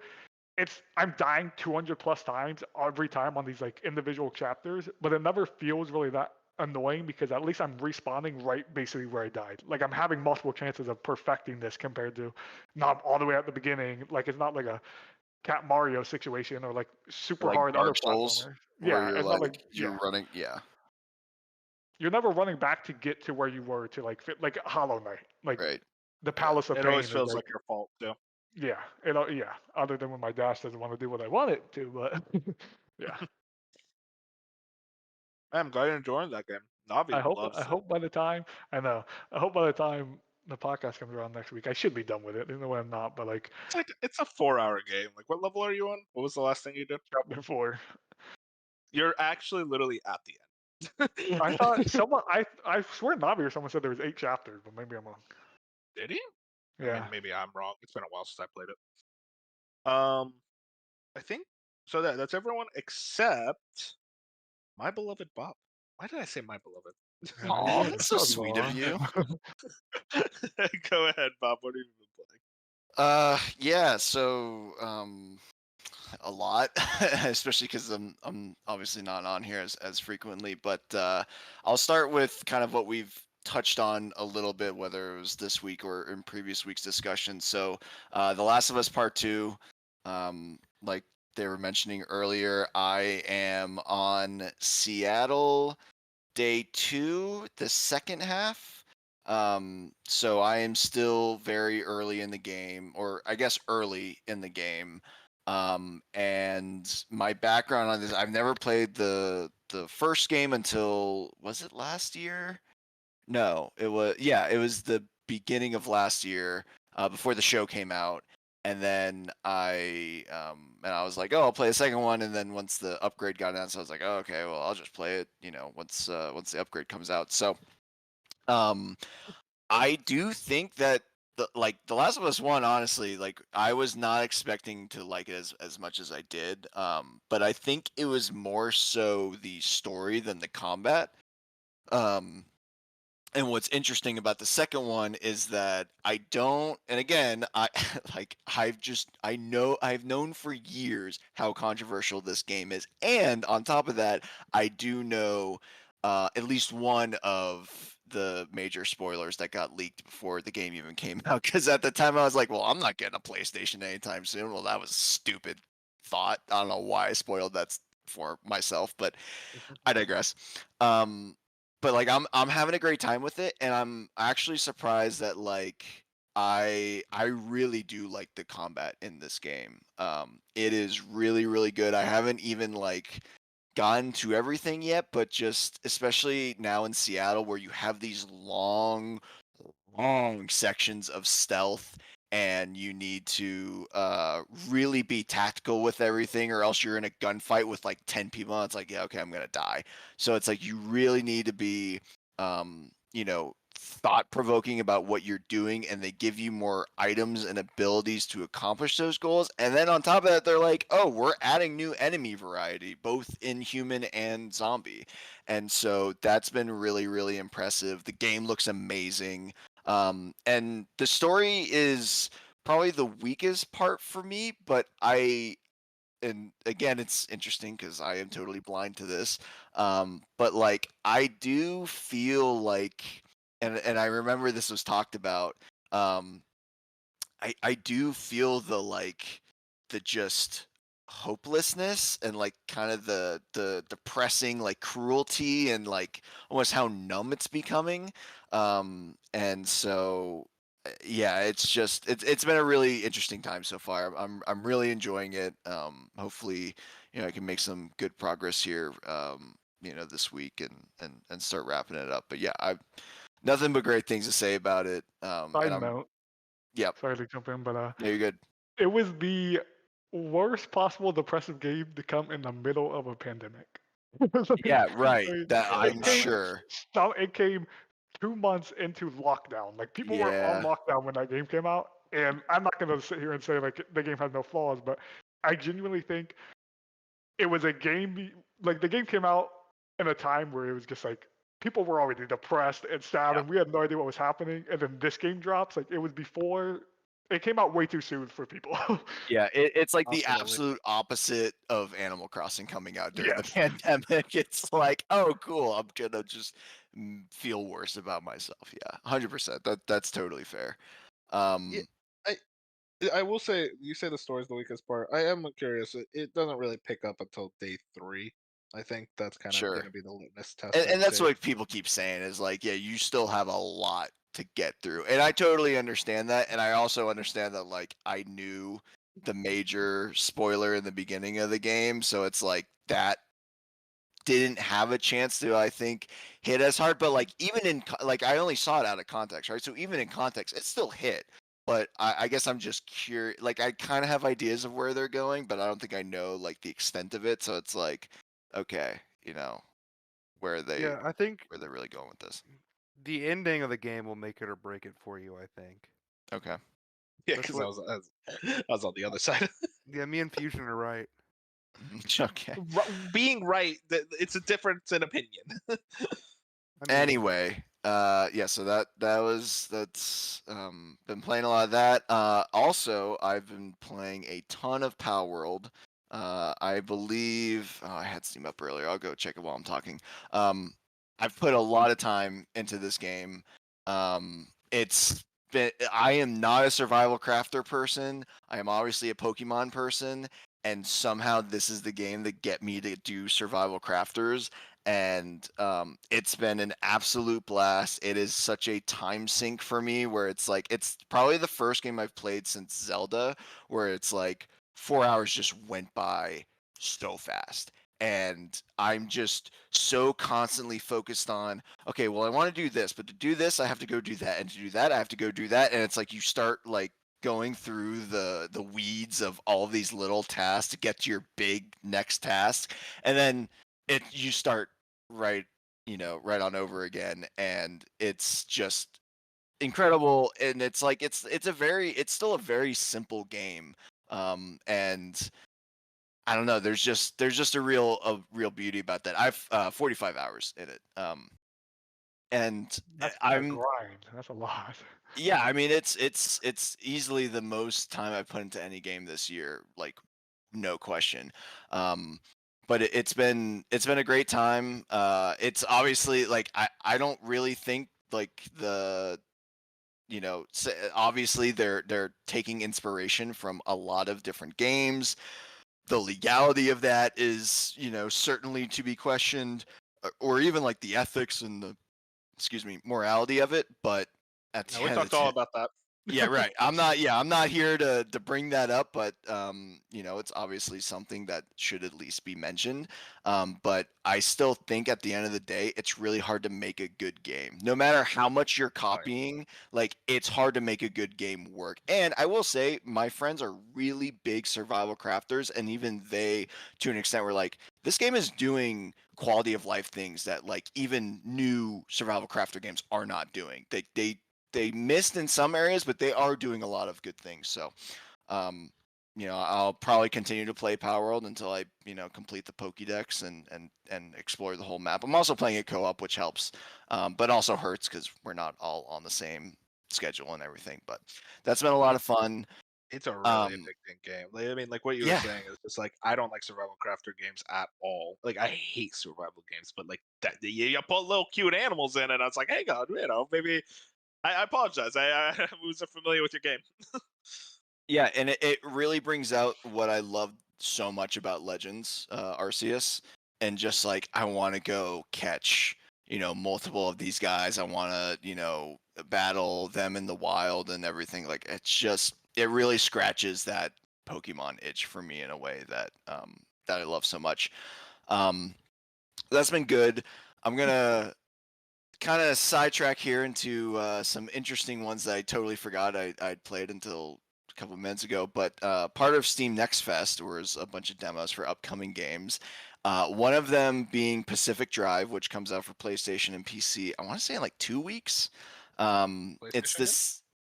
Yes, it's the same preview, or the demo is the same content that like all the previews you've seen on it. It's like the first little world. It's a really interesting concept for a game. I like driving games. I like roguelites, but I like driving games more. And having it to where the roguelite is kind of based around your car is such an interesting idea. Like that's your vehicle, literally, to get through the game. And it's not like you're always driving, and it's also like that kind of first person where you have to manually turn the ignition and manually put it in the drive. You're not just getting in the car and going. But it's a really interesting idea. It's a cool setting. I think it's a serviceable story to make it seem believable. It gives off major like Stranger Things vibes. But I was impressed with the demo, and also it's funny. It has a very similar cycle where it's like, oh, to upgrade your car, you need to like harvest this many materials. Well, the only way to do that is to do these runs. So you got to do the runs, get the materials, and it kind of just snowballs from there. So I was really impressed with Pacific Drive. I definitely will be playing that. Um, you know, I will try and play as much as I can before Final Fantasy VII because I think it comes out like the week before. So that's been great. And then Wolf, I had brought this to your attention when I saw it this week. There is a demo for a game called Star Trucker. Yeah, it this is one is heinous. this is just an unbelievable game. It is literally like a 18-wheeler truck simulator, but in space. And it plays exactly like you think it would, where it's going more on the simulator side, where there's no like arcadiness to this. You are getting contracts with actual contracts that you sign and have to like read through for the fine print. You get your cargo, you drive it around. You're not trying to go over the speed limit. You're not trying to damage other things. You have a bunch of things on your car to manage and properly maintain, and then you just go and drop it off, make money, and try and do all the missions. So it's if that's your kind of jam, it's my jam. I love it so much. I love space and I love these simulator games, and it controls well. I mean, that was what was so impressive with me, is it controls really well. They do physics and space really, really well. So I was blown away by that, and it was one of those where like an hour went by way too fast. I was like, oh, I need to uninstall this. Like this kind of like you guys with Final Fantasy 7, or at least Bench, where it's like, oh, I cannot be wasting time on this right now. Like I need to wait for the full game. God bless. So yeah, keep it on your radar, Wolf. Wait, does it have a release date? No, so that's the thing. It only says 2020. Oh, actually, I don't even know. Right now, it's only Steam, so that is also maybe an issue. But as of right now, I think it's only confirmed for Steam 2024. I could be wrong on that though, so double check me on that. But no hard release date yet. But I feel like the demo is like there, so Just Steam? it's Just Steam? that's what I think. I'll look it up real quick. I think it is just Steam. Yeah, that's a hard sell for me. Yeah, it then. is, and so is the Wolf, Pacific you Drive have demo. a Steam Deck. I do. No, I mean I have the Steam Deck, but it's like I mean, that is a good I Steam want Deck game. I want trophies, Okay, well, sure. Yes, the Pacific Drive demo I should mention is only on Steam, but the full game is on PC and PlayStation. And yeah, Star Trucker is Steam only. So, but it was great, great simulator game.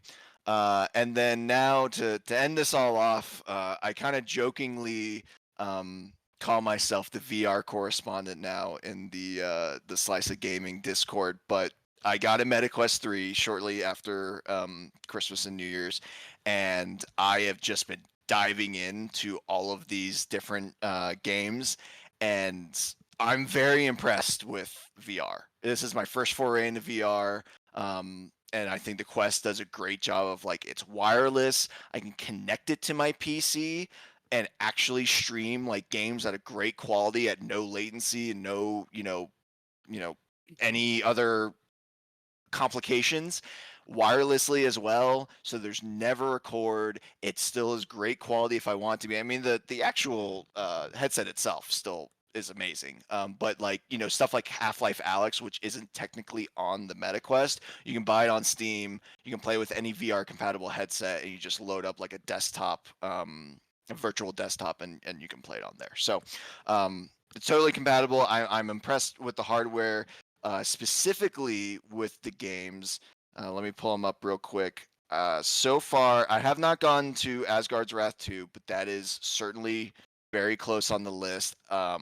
It'll probably won't take priority over things like Final Fantasy 7 or Dragon's Dogma 2, but the next time I can like really dedicate some time to like a long VR game, that'll be it. But right now, I have played Job Simulator, which is like the classic, like, oh, welcome to love that VR. It's awesome. Okay, listen. Once the novelty wears off, that game is so basic. Like, just like, But dude, it's so cool. yeah, I mean, it's the cutest gimmick to like get into VR. 100%. Like, it's a very novelty. Like, oh, I'm picking up like this, donut in my office and eating it, and all the silly little things you can do with like your cubicle or your mechanic, chef. Like, it's very cute and funny, but I think like after an hour, I was like, okay, I get it. Like, I don't need to play any more of this. I think I understand. Before you get into the other games, just real Sure. quick, do you get like motion sick? Like how what are your sessions looking like? How long can you play before getting like uncomfortable? Sure, totally fair question. I did notice a bit of motion sickness. I think, like after the first couple of days, not the first day, but like within the first week when I was playing it a little bit more, I did notice it. There is a serious like transition period or like adjustment period where your brain has to kind of get used to it. But I think once your brain makes that connection, it doesn't really happen anymore after that. Um, and I honestly too, a major problem I didn't think I'd have is just putting the headset on right. Like there is an art to finding what is actually comfortable. Like because for the longest time I had the back part too high and it was putting all the weight on the front part, and it was like, well, this doesn't seem right. And then I started messing with the strap. It's like, oh wait, I just have a big head and I need to move this, and then the weight was distributed more evenly. And that's the other thing too. I think Meta does a really good job of keeping this thing lightweight. And if you buy one of the straps with a battery pack on the back, it then balances it a lot better. And I really don't notice that I'm wearing one, which is awesome. I have But yes, good question. another good question. Sure. Have you played VR chat? No. Bad question. Any other bad questions?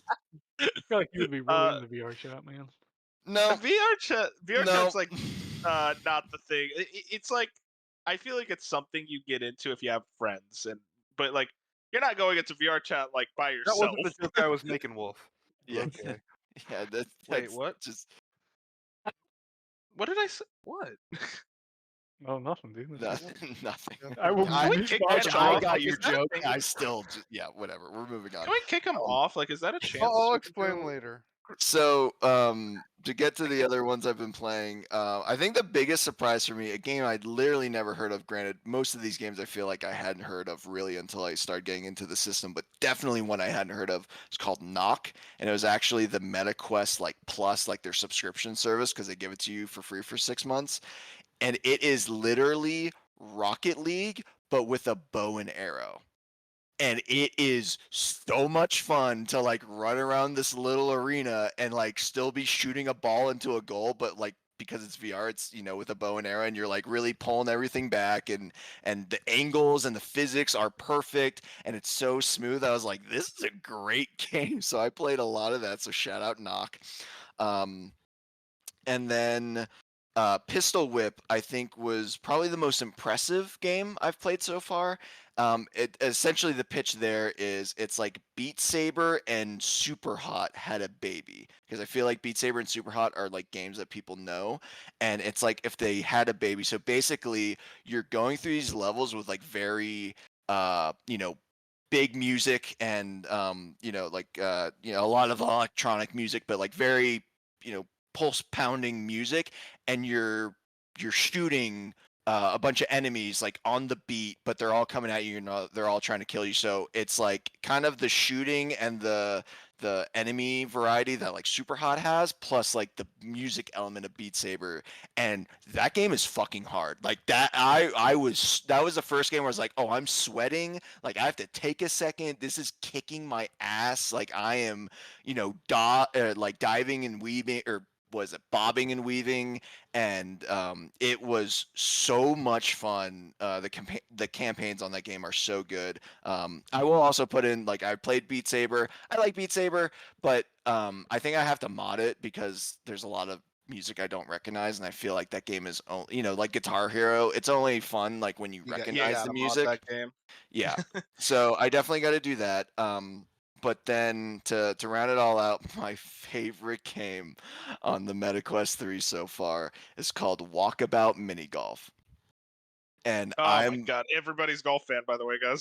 I'm a everybody's big golf fan just in general. But like when I saw this game, I'm like, okay, how good is the tracking in this, right? And especially too because like, with the PlayStation, PSVR, and I think even like Valve, I forget how all the tracking works on all the different platforms, but like, sometimes you have that ring around the controller because it's for better tracking, or sometimes there's like I don't want to say there's wires involved, but like it's never or like cameras, right? You need like cameras to pick up in your room like what it is. And with the MetaQuest 3, you just pick it up and play. So I'm like, I don't know how good this tracking is going to be. And I actually golf, so I know how strong I have to like putt these, balls. And I was shocked at how precise, how good the tracking is. It's not janky, it's not, half-assed. It is so good that I really feel like I'm golfing, or at least mini golfing. And what's great is it's mini golf and you're in VR. So you have all of these great locations, like you're in space, you're in in like a classic like pirate town, you're in the Swiss Alps, you're in like a haunted mansion. And then the later levels because I don't know when this game released, but they are doing a great job of updating it. So like there's one based on like 20,000 Leagues Under the Sea and Around the World in 80 Days and Mist. And there's a Meow Wolf, if you guys know, like that really colorful kind of puzzle room museum exhibits. Like they're kind of scattered around the country. They made like a mini golf course, and it's awesome. And so that potential and just being there and being immersed in it, it's like, this is really fucking cool. So that's probably my favorite game. I also have been playing To Wolf's Delight Power Wash Simulator because the official VR version is on MetaQuest. And I played the original. I played Power Wash Simulator when it came to Game Pass, and I played a couple levels, and I'm like, okay, yeah, I get it. Man, there is something about standing there and actually moving my hand like It's like you're really there. It's like you're really power washing. And my friends are like, why don't you just get a power wash? And I'm like, well, first off, I live in an apartment, so what good is that gonna do me? But second off, it's like, oh my god, does it feel so good? You're power washing a Ferris wheel. You can't do that in real life. Yeah, it was incredible. So yeah, I'm really impressed with VR. I will do my best to try and keep up. Now, okay, so I will say the other game I haven't gotten to, but I want to, is Assassin's Creed Nexus, because I have heard great things about that. I am waiting for the classic Ubisoft sale, and maybe that's why Yves Guillemot doesn't want to continue to invest, because no one's buying it. That was another news article that came out of that Ubisoft presser. So sorry Yves, that you're not going to continue to develop in VR, but like I'm not paying $40 for that, because a lot of the VR games are like $20-$30. And which is interesting. It's kind of, setting yourself up maybe for failure. And some of these games don't justify a $60 price tag. So I understand like Nexus probably does justify at least a $40 price tag, but knowing me, I'm in no rush to play it, so I can wait for it to go on sale. So I haven't played that, and I'm also not a big Resident Evil guy, so you're not going to hear any Resident Evil VR reviews from me. That's just not my cup of tea. But any sort of major game that comes out in VR this year, I'll do my best to try and play it and give you guys an opinion, so we can have some more VR content on here. Well, we got a lot of VR content from you. I'm glad you're our correspondent out in the field gathering data. Doing the dirty work, baby. You, by the way. Nope. None of us are getting paid, but that's what makes it fun. That's how you know we're passionate about it. And that's how you know that's the end of the show. Thank you, guys. Moon, get us out of here. I'm awake. Moon, don't worry. Get us out of here. All right. So I hope you guys enjoyed that long discussion about everything Xbox, everything VR, surprisingly. Where did that come from? And everything in between. So I hope you guys enjoyed, and we'll be turning into the next episode where we hopefully have more information on that supposed Nintendo Direct and what just the hell is going on over at Xbox. So if you enjoyed, make sure to leave a like, comment, subscribe, follow on whatever streaming platform you're listening to us on, and be sure to check in on the next episode, as well as our other shows such as Slice of Anime and our review shows such as Food Coma. And until then, have a good one. Say goodnight, everyone. Good night. Dim dog. Analog sticks are better. D-pad is right. ASIN is never right. ASIN.